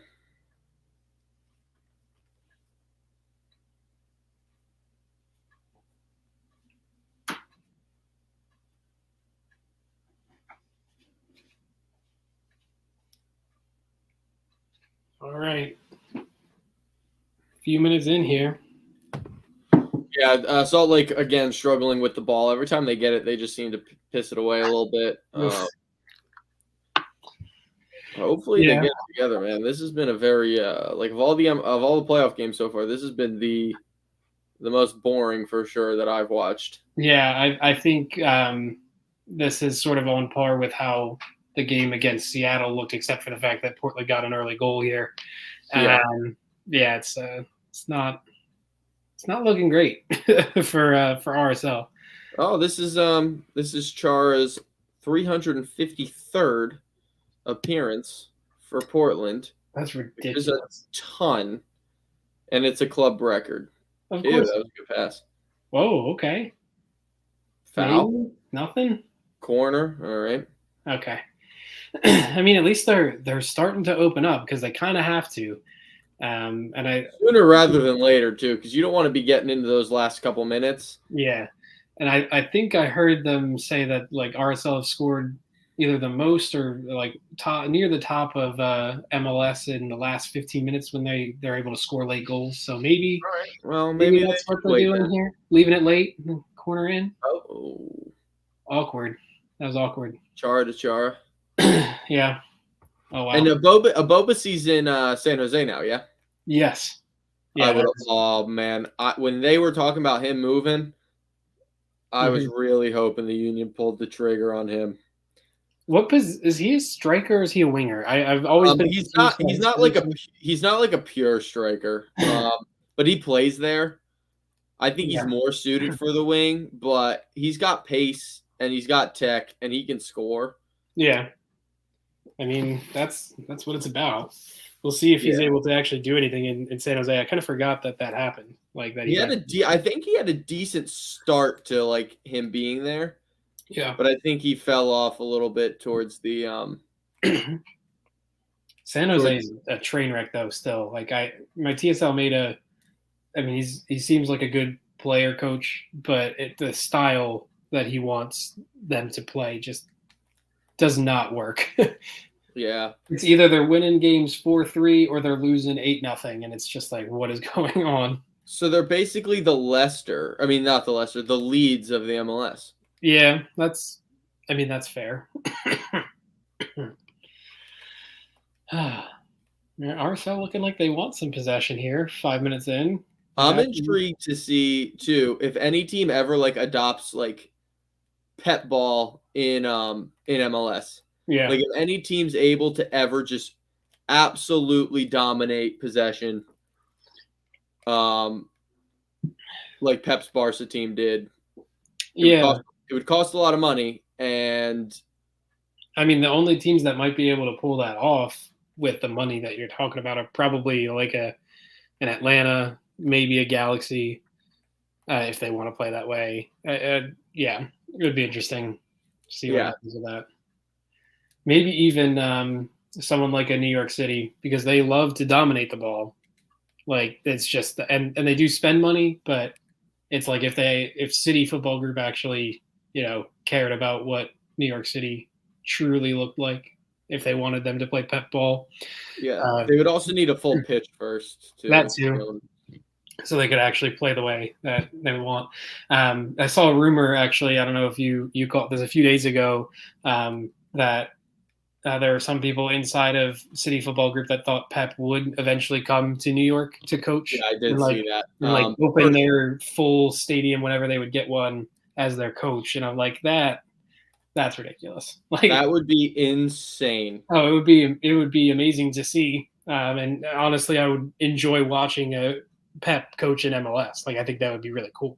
Yeah. But it's like the audacity to think like, oh yeah, that could just happen. Like, it's no problem. No, like I don't know about that.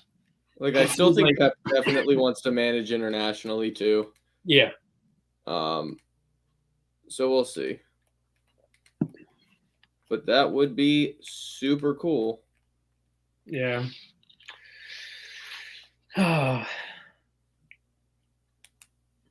We got two people running into each other now. Come on.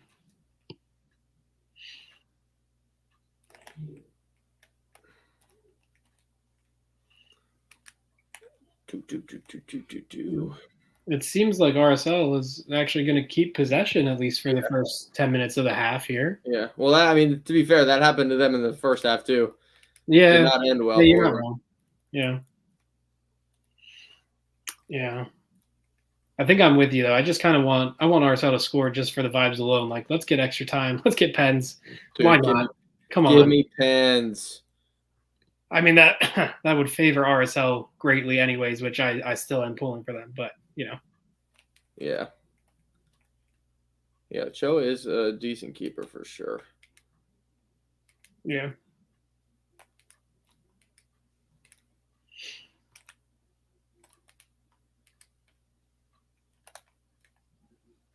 I still can't believe Jim Curtin's going to wear those shoes. They're so nice. I'm gonna try to pull them up and share it so the people here live can find it here. Like, this is some. They were custom made by Nike. I'm fairly certain. They kind of have to be. I think yeah. Let's see if I can pull this up here, or if my computer is going to freeze on me while we do this.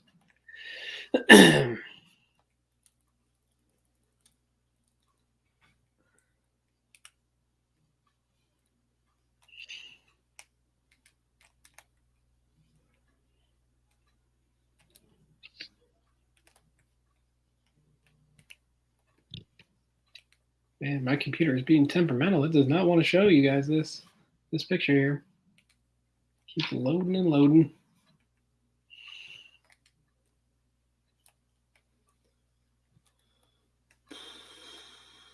Let's see.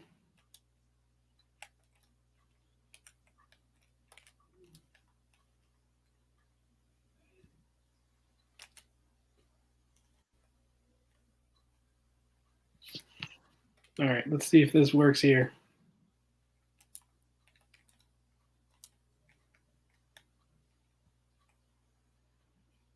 That looks like a pen to me. That did look like a pen. Hold on. VAR that. It looked like my man got dragged down. All right, let's see. Let's see if this works here. So we can VAR it.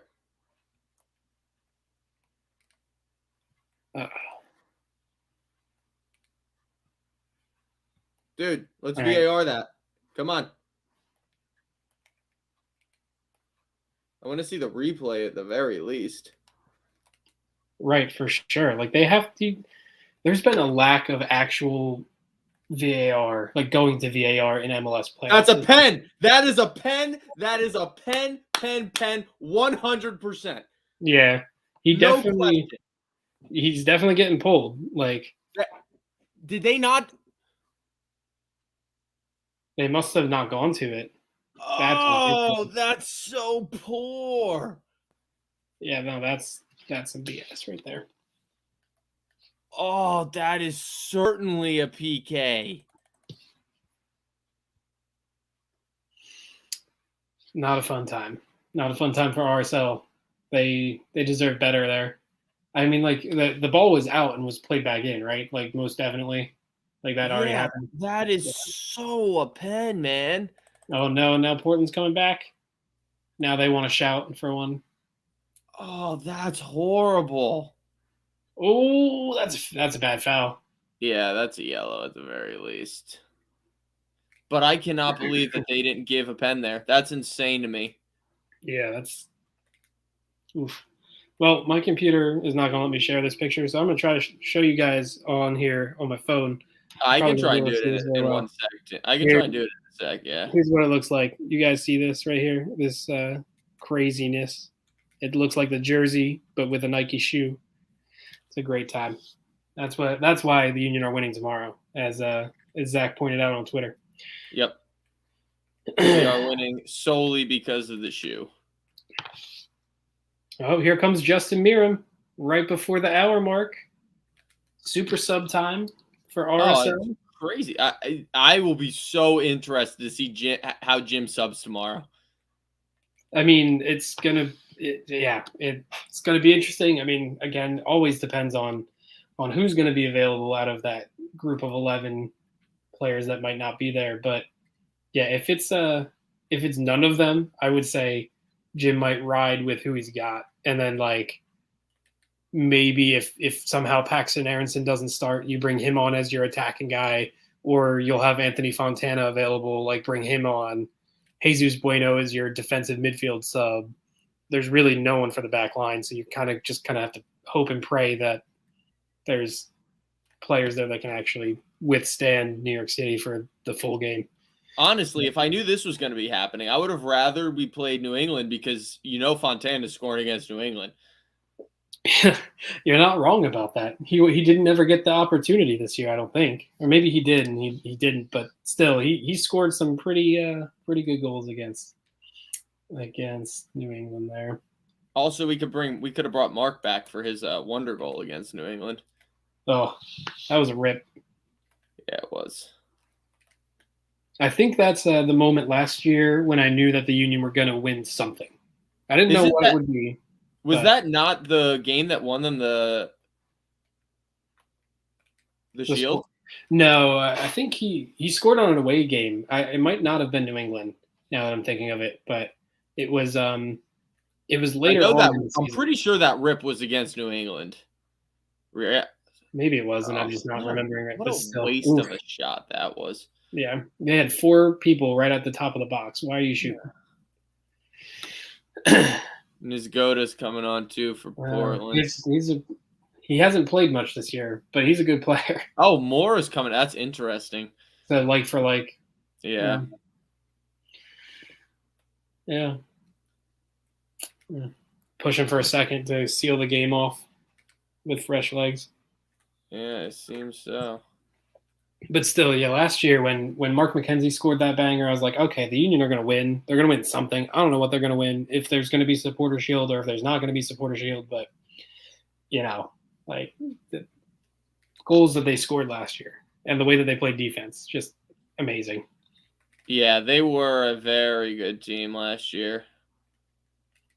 Kind of stinks that it wasn't it wasn't a full season, because then kind of got robbed of like what the momentum might look like of them playing even more games against teams that they didn't get a chance to play. Like instead of playing 6 against New England, maybe they could have played 3 against. Oh my! What a goal! Yikes! That's it. That's it. It's in Portland. Yeah. MLS Cup goes through Cascadia, guys. Oh man, that's rough. That is rough. There's still time, but that's RSL getting 2 goals in 30 minutes. Not even. That's not a fun time. Hey, look, they got a Believe banner too. That's funny. Let's see how. Man, no one stepped. Yeah, they just let him walk. Oh, it hit off the back of him. Oh, that sucks. It hits off the back of Ochoa. Yeah. That sucks. Now, man. I think they score anyway. Yeah. That's rough. Sucks. That's rough. That really sucks. Wow. Well, Justin better buy his plane ticket. We haven't talked about it much because of the way MLS is ridiculously weird, but the fact that Portland finished 1 point ahead of the Union on a decision day result is going to mean that they host It's MLS really Cup. dumb. Like, unless you are the same number seed, Yeah. it should not go to regular season. Yeah, I agree with you. I think it should be the seeding, and actually Fox thought it was the seeding on Tuesday night. Yeah. After New York City won, they were like, "Well, Philly has a clear chance," and everyone was like, "No, Portland had 1 more point than them in the regular season." Ridiculous. So in a game, all they had to do was beat a 10-man. Yeah, New York. Well, if we're talking that way, we could also say, or they could have held the lead against Minnesota Minnesota, or they could have held the lead at Montreal. Or the end of the season. The end of the season was not great. Great. No, not a fun time. But... Oh man. To answer TC's question here of if the Union will be wearing the Bayou kits tomorrow, I would say no, mainly just because they tend to wear their home kits at home. The only time they will. The only time the Union, you're not wrong about that if they get to the final now. The only time the Union wore these Bayou kits at home was the home opener this year where they got beat 2-1 by Miami. So I don't think they're going to be doing that. Imagine losing to Miami. That was a rough game. Oh, yeah, it was. It was in the last minute, too. Both Higuain scored. Yeah. Not a fun time. Oh, man. I really want to go to Portland, though. Hey. Not a bad hit. Oh. Steve Clark almost just threw that in his own net. Yeah. I can hear Courtney screaming. Yeah, hers is on a little bit of delay out there. It's a funny time. Well, at least I don't have to worry about spending more money on tickets if the Union do.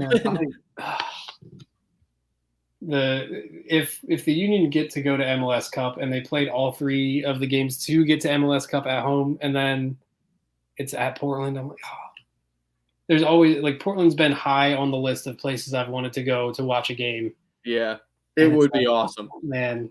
MLS Cup at Portland. It would certainly be very cool to do. Yeah. I mean, who knows? I might do it, but I probably won't be able to even get a ticket. No, yeah, the ticket allocation is going to be crazy. And then plane tickets and finding a place to stay. And yeah. I don't have the network that Justin has, so. No, Justin knows way too many people. He knows so many people that now help him get places to stay for World Cup qualifiers as well. It's like, come on, man. Yeah. Share the love. Where's the love? He's going to the Columbus game. Mm-hmm. He's gonna freeze. Yeah, it's gonna be really cold, but hey. I cannot believe they're playing in. They're playing in Minnesota too. I know. Yeah. I get you want to make the other team uncomfortable, but are you not worried about yourself being uncomfortable? Yeah, I don't know. It doesn't make much sense to me. It's not a home field advantage. It's not like these guys are playing in Columbus week in and week out in January. Yeah, they're playing in Europe in different places, and it's not that cold, right?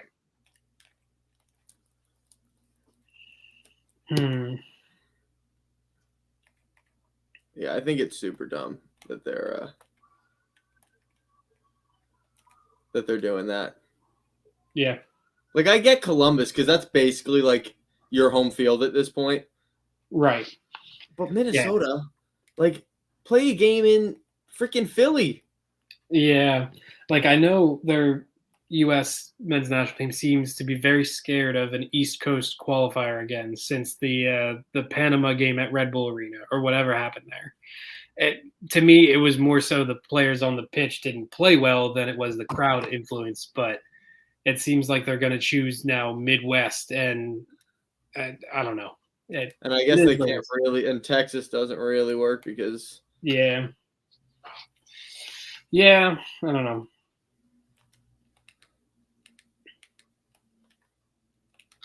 I'm just not a big proponent of playing when it's freezing cold outside. Yeah, it makes things a whole lot harder. Every step hurts. Then you kick the ball and you feel like your foot's gonna fall off. Can't feel your toes. Not a fun time. Yeah. It's not like you can even wear like extra socks. Like it's gonna help. Like No, nothing's gonna help.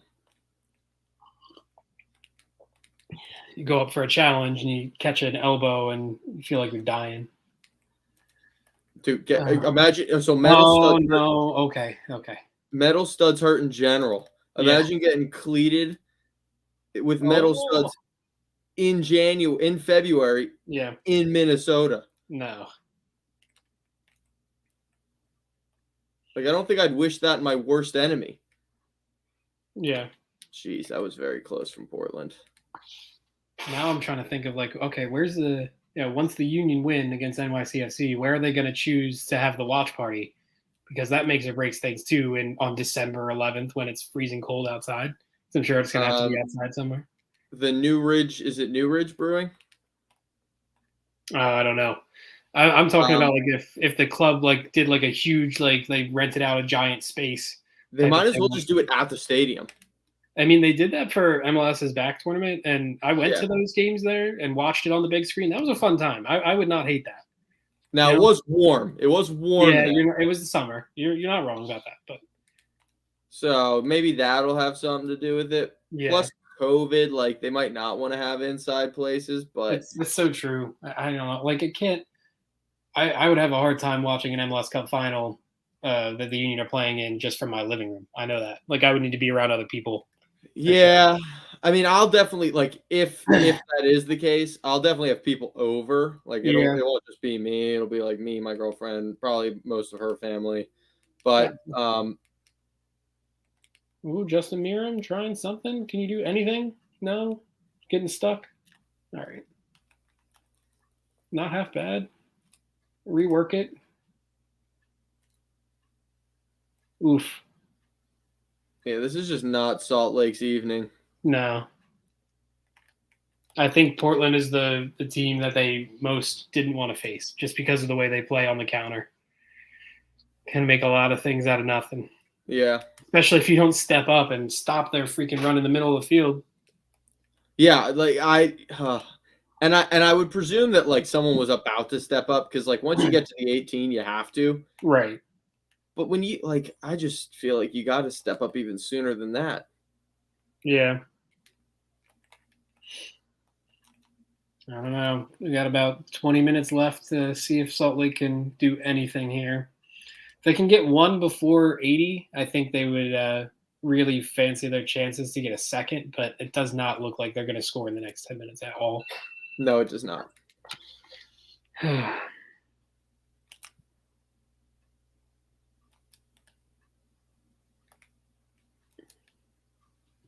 Heck of a job by Gio Savarese yet again to get a team here. He's been in the league forever. Right. Well, yeah, I think this is maybe his fourth or fifth year as the head coach of Portland now, but still, like, yeah, he's a very good coach, and I think a lot of people have been talking now about the Union and how they made the CCL semifinals and were still able to make a run in MLS playoffs. But I mean, I know Portland didn't make it past the first round, but they still were in CCL and are now about to host MLS Cup. Like that's a real accomplishment because almost every other MLS team that goes into CCL will say like, oh, we can't prioritize the league and play these matches. And it could be two teams that were in CCL this year. That would be crazy. Yeah.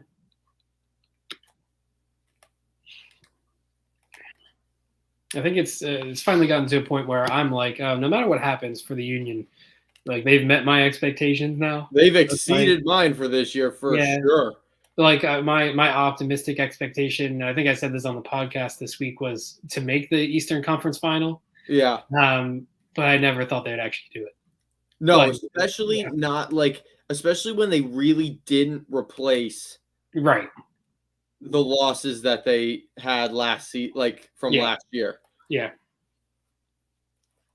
Yeah, like I had them finishing 4th. Now I would love to see like how many points I had the other teams having, like or if the Union kind of met my I point think we expectation. all kind of overshot on points this year. Okay. I'd have to Besides double New check. England. I know we wrote it all down, but I think we said that teams will be getting lots of points here, like every game and stuff. And the Union still they got a decent amount of points, but yeah, it's not. Yeah. They didn't break any records like New England did. No. So Travi Knight here asking what we think about the Union tomorrow, and I think we can both say we're thinking a win. Like it doesn't matter who's playing, and I know he followed it up here saying that we need a new striker because Casper isn't cutting it. That's true. I agree, but he's going to be the starter tomorrow because of unfortunate. Because there's no one else. Yeah. Well, I mean, maybe it's Davo. Imagine, dude, if Jim starts Davo tomorrow. Yeah. I mean, you're not wrong, Travi. The Union have a good back line, a good midfield, and they just need that goal scorer. That's kind of been the missing link for the last few seasons here now, and we're still seeing the Union pull off a run possibly to MLS Cup. So could you imagine, even if they got that goal scorer, what they might be able to do? That's what I've been saying, man. Like if this team had a competent striker, they would be unstoppable. Mm-hmm. Yeah. Oh, yeah. It looks like Portland might actually get a third here. They look a lot more dangerous, especially since RSL is opening up. So, worst case scenario here for Salt Lake.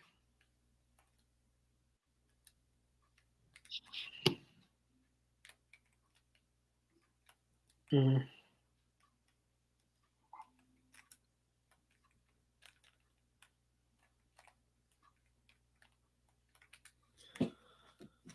Oh yeah. Portland's just toying with them now. And there's going to be so much space in the middle of the field because of how RSL is just pushing numbers, and then their back line is staying back. So it's like they're going to have room to operate. Ooh, foul. It's going to get stretched for sure. Oh, they brought Bobby Wood on again, RSL did. Bobby Wood. That was a hell of a goal he scored against Kansas City to win the game last week. The U.S. men's national team, hopes and dreams. He was at one point. He was. I remember when he scored. Who did he scored against one of the big European teams in that one friendly, and everyone was like, it Germany? Was it either Germany or Netherlands, one of the two, and everyone was going crazy. And then, it turns out both of those teams kind of hit a slump. So. And now we have Ricardo Pepi. Oh man, he looks pretty good too. I know he's young and pretty raw. It is awesome. Yeah. He just has a lot of he can just do a lot of different things. Like he can score, but he can also hold up the ball well, play combo play. Yeah. Who do you think? Do you think he goes somewhere? Yeah, probably gets out of Dallas. Yeah. He definitely gets out of Dallas. Maybe one more year. Maybe one more year in Dallas. Like a full season to start. And he's got maybe leaving in January. Or Summer before. Well, I don't know because I don't know how leagues are playing it with the World Cup right now, but usually that's when you see the MLS guys go, or at least sign a contract. So, RSL can't put a pass together. This is rough. Travi, I think I'm with you. I think all Union fans are with you saying that we'd rather play RSL because it would be at home. But yeah, the Union, there's no reason the Union, especially if the players get off a protocol by the time the MLS Cup rolls around, that they can't beat Portland too in Portland. And Trav, what I was saying too is I would rather have Portland host than have and the Union have to go there than even have the chance of New York City hosting. Yeah, that's rough. Now we won't ever know if the MLS would force them to play at a different stadium other than Yankee Stadium for the Cup if it happened. Yeah. Oh man, there is so much space for Jimmy Chara. Yeah, Portland is just countering for days now. Travi, we would not host Portland, and we've talked about this a few times, and we'll say it again because MLS's rules are dumb. The hosting team for the Cup would be determined by overall standings, And even though Portland is the 4 seed out west, they finished with one more regular season point than the Union this season. So the 2 seed from the East, Union, could go to the 4 seed in the West, Portland, because Portland had 55 points and the Union had 54 in the regular season, which is very dumb, but it is what it is. Yay, MLS. Yay, MLS. It's so funny, too, because, like, you think of MLS being that, oh, we're American soccer. We're a playoff league. Playoffs. But like then the seeding isn't the determining factor. It's the regular season. So it's like so dumb. Yeah, yes, as Travis just said. That's dumb. Correct. Yeah, because I tweeted it out and I was like, yeah, the Union hosts no matter what now. They're the highest seed. And then everyone was like, that's not true. And I was like, what the hell do you mean that's not true? Yeah. To be honest, that's a mistake I made when I was filling out my my bracket challenge thing here. I thought I didn't pay attention to the West Decision Day thing. So when the playoffs were rolling around and I was filling out a bracket, I was like, oh, I want Portland and the Union to face each other in MLS Cup in Chester. And I didn't realize until I submitted it that it would be in Portland. That's not possible. Yeah, it's not possible. So, hey, I might still get the 2 teams in the final, right? Which would be a fun thing there, but that would be pretty awesome. It would be in Portland. That would be pretty awesome, Timmy. Yeah. Oh man, they're about to bring on Valeri just for the vibes. That's insane. Wow, with disrespect. No. Do it. Come on, Bobby Wood. No, you're slow. No. Nope. Nothing. No. Oh, I have to wake up so early tomorrow. You coaching again? Yeah, I have a session at 8, and then I have a session out inside at 8, and then I have a session at 10. Oh, red card. Oh, shoot. To whom? It was a second yellow. Yeah. It was Krylock, I think, because I think he got a yellow earlier for that slide in the corner. Or maybe I'm wrong. Maybe it's Herrera. No, it was Herrera who did it earlier. Yeah, that's definitely a yellow. Yeah. You could make a case for a red there. Actually, there's no way he was winning that ball. He clipped his heels, so from behind. Stick a fork in RSL, says TC. Yeah, it's about that time, especially with Valeri coming on and RSL being down to 10 men. It's MLS Cup final is coming to Portland next Saturday. It looks like. Good for them. 10 minutes left to confirm that, but I've always been a fan of Portland. Oh yeah, they are a very fun team to watch in MLS. Yeah, for sure. Yeah, if you had to pick a team from the West, it would be it's a fun one to root for. They play fun soccer. Yeah, they have a good philosophy. The players that they found over the years and brought to their club to really build the culture up from nothing. Because when they started, they really didn't have much. But then they brought in Diego Valeri and they brought in Diego Chara. Back in the day, they brought in Fernando Adi when he was scoring boatloads of goals. And they made not a dynasty because they only won one MLS Cup. They've always been like they've always been. This will be their 3rd MLS Cup since 2015. So yeah, that's a really good run. Yeah, that's 3 in the last 6 years. Like that's half. Like that's really good. Oh yeah, for sure. And yeah, as Travi points out, we have struggled against them, especially when we played at Providence Park. Jesus Christ. But I mean, we played them this year, and I think that was a win, right? We won at home. We beat them 3-0, I think, at home. Something like that. Did it used to be called Cascadia Park, or am I tripping? It might. No, it's the Cascadia Cup when they play Seattle. Yeah. That's yeah. When they play Seattle and Vancouver, it's for the Cascadia Cup. Yeah. Yeah, gotta love those little trophy things that they create in MLS. But apparently, according to football fans, there's too many trophies in soccer to be won. Oh, is that college football fans that love a good bowl game, or? Apparently, because I love when 6-6 teams get to play for a championship. Yeah, it's always a fun time. I mean, I like those little, almost like a regular season rivalry things where you can win. I mean, it's not, it might be. And they were also. I mean, I think they were more so talking about like in England, how you have like the Carabao Oh. Cup, the Champions League, and all that. But I'm like, what? Who cares? Like, wouldn't you rather, like, instead of an 8-month off season for the NFL, you just have different kinds of trophies to be won? And like a March Madness style tournament in your season. Well, who Awesome. wouldn't love that? Awesome. Can't wait for the Open Cup to come back. Man. Oh, me too, man. Those are great times. So, do you think they're going to have any NISA bids because NISA's kind of like competing with the MLS? Maybe. I don't know. It depends on how U.S. Soccer wants to play it, because I think that's still the body that governs everything for Open Cup. So yeah, they should. I think they should. I still think the Union should sign my friend who plays for Detroit City, but yeah. What position? He plays like left back / left wing. Okay. So he could play left. We could play 4-2-3-1. He could play left mid. And we got to get Jimmy's phone number, and we'll try to set up a trial. Yeah. His name's actually Jimmy too. So hey, there's all the chemistry you need right there. Exactly. And both their last names end in N. Whoa, it was meant to be. God. Every time I like see him tweet like highlights, I always tag the Union.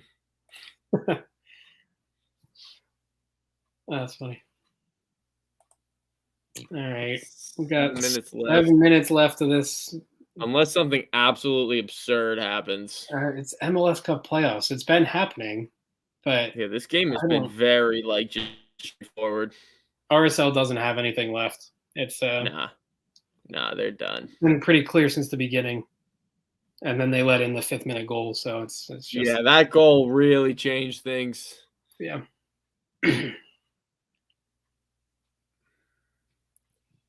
Yeah, Tim, I was looking to get my little brother's like jerseys, and they had like no youth jerseys in the store.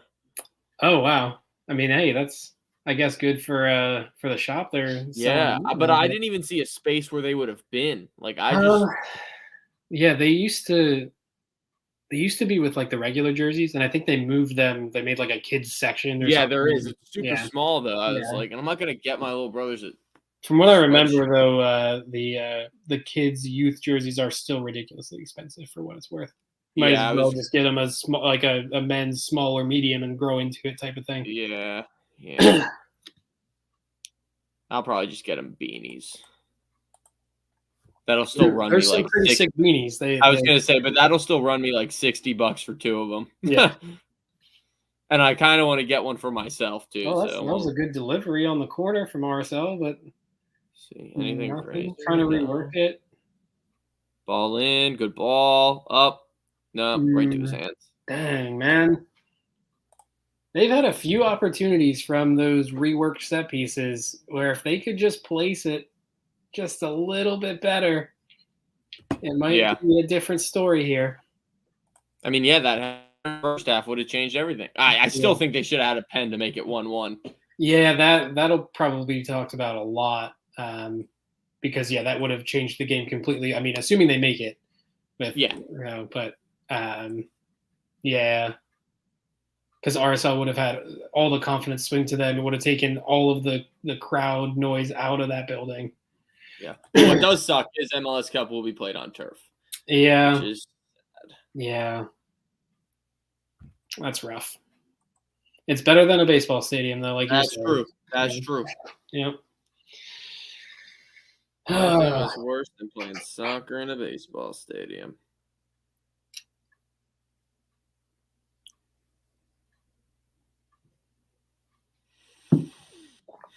Oh man. Yeah, we kind of got a snoozer for this game. I mean, some pretty. At least the second goal from Portland was very well taken. Yeah. But it's been a. Let's put it this way. If the Union game looks like this tomorrow, where the home team dominates things like this, I will not be mad. Nope. I don't need any craziness to happen in the game tomorrow. Yeah. I would love a one. Honestly, I want no hope either way. 1-0 win. I want no hope that New York can come back. Yeah. Or I just want no hope that the Union even have a chance, because I don't want to be excited in the last 15 minutes just at my heart rip. Yeah. You know what I mean? Our boy tuning in here. Holy Portland. Yeah, it looks like it's gonna be there, buddy. Yeah, they look good too. Yeah. Someone tweeted David Ochoa talks like he's Tim Howard and plays like he's Robert Greene. Oh man. That's such a harsh statement to make. It's definitely interesting. He's got an interesting career ahead of him because he's chosen Mexico to be his national team, and with how Memo Ochoa is playing and how the rest of their keepers are, who knows if this guy might not get a call up here and some meaningful games coming up for Mexico. Well, he's not as good as the U.S. keepers. So No, it's either of them. I still don't like that the U.S. doesn't have a clear number one, though. I think that could be a problem. But yeah, I mean, I think at this point, it's like how Stefan played over that last break. I think it's his job. And I just think, but again, I think it's very game specific because of the fact that, Stefan's so good with his feet. Yeah. Like if you're going to play a team, if you're going to play a team that's going to press the crap out of you, you're going to play Stefan. Yeah, you're not wrong. It's I just hope that we get to see in this now. We're into the second half of qualifying. I hope that there's one keeper moving forward for the rest of the games. What do they have? 6 games left or something? Yes. Yeah. 6 games, 2 windows. Yeah. Gonna be rough, but Hey, PJ checking in. That, my dude. You picked an interesting game to come to. Yes. I know probably when you decided to come, it was not as interesting. Yeah. But now you're going to have an experience on your hands. Yeah, for sure. I mean, the place was it was always going to be packed. It was always going to be electric. But now loud on Sunday. Oh, it's going to be so loud tomorrow. I can't wait. And it does not we keep saying this, but it does not matter who's going to be on the field for the Union. They're going to feed off of it. Yeah, and honestly, like I think it as much as it hurts the Union, I think it benefits them in the sense that like the crowd's going to be even more rowdy. Right. PJ, me and Tim are both going to be there. Yes. And apparently TC is too. I'll be 104. Tim, you're in. I'm 139. All right. Yeah. Oh, you'll be close to the guy I got tickets for. He's 139 as well. He's row P, I think. Okay. Yeah, he's up near the. I'm near the bottom. It's all good. Hey, just tell him if he sees some guy running down the stands after the Union score to throw beer. Catch him before he runs into me this time because he ran into me in the last game. Okay. All right. Yeah, I might storm the field if they win. Not gonna lie, I might go give Jack McGlynn a hug. I'll be like, I'm only 5 years older than you, but like you're good. I like you. You're really good. You're good, dude. I like you. Oh man. All right, 90th minute, and Portland is bringing in some guy I've never heard of. Then I might go tell Casper he stinks. Yeah. Just right to his face. Oh, man, PJ, if it goes to extra time, you might be needing a new flight. Well, no, you won't need a new flight. You'll be nah. Because game's at 3. 3 will end around 6 if it goes to extra time. If it goes to Penn, 6:15. You're pretty close to the airport anyway. Yeah, it's just down the road. I mean, it's just getting out of the stadium is gonna be rough. So good luck with that one. But yeah. It's still, hopefully, it's rough after a win. So maybe if they're down by a lot or up by a lot, you leave a little early. Everyone shows some love for El Parcero Philly here because he wants to be at this Union game tomorrow, but he bought Eagles tickets a long time ago against the Jets. Him and his girl are having a good time out there right now. Even though Jalen Hurts might not play, we don't need to talk about that. They're going to lose it. Wait, I actually just got an update about Jalen Hurts. Yeah, it might not look good tomorrow. No, he's out. He's out. Oh, great. He's out. Okay. Well, we're all going to get through this together. So they're definitely losing to the Jets tomorrow. So Johnny, if you brought, I know you said you're going to wear an Eagles jersey. Gardner Minshew's game time decision, Johnny. If you I lied. He's not. Boston Scott is. I lied. Never mind. If you brought a Union jersey, it might be time to actually just go full Union at the Eagles game. Yeah. And just go for it. Yeah. So yeah. They're gonna lose. Yeah. Watching on that cell phone, man. You think Hopefully you got get that portable charger. MLS Cup? You think Mr. President goes to the game? He was I at the don't first know. ever Union game. I can't imagine he wants to miss one. I mean, we'll see. That'd be crazy. That'd be crazy. JETS suck. I feel you, PJ.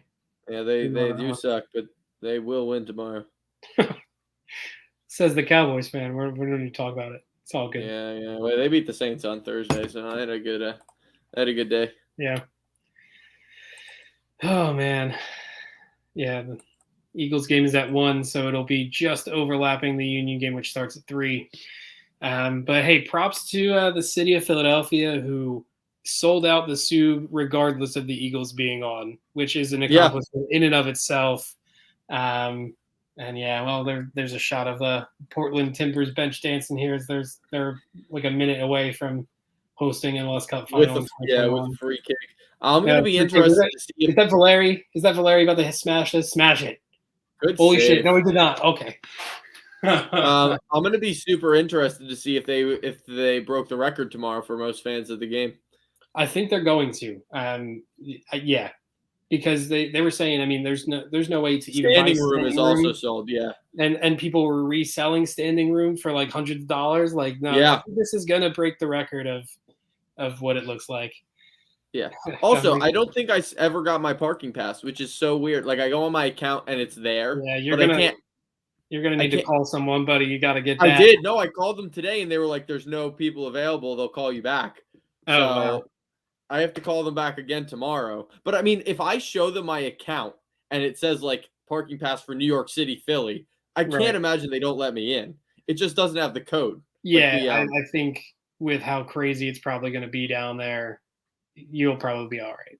Yeah, because we got the tickets, but we just didn't get the parking pass. Super weird. Yeah. All right. Yeah. El Porso Philly saying, shouts to Diego Valeri. Yeah, dope seeing the players embrace the American cities. Yeah, I mean, we talked about that a little bit earlier before you hopped on here in the stream. Like, he's a legend who really built this club up for sure.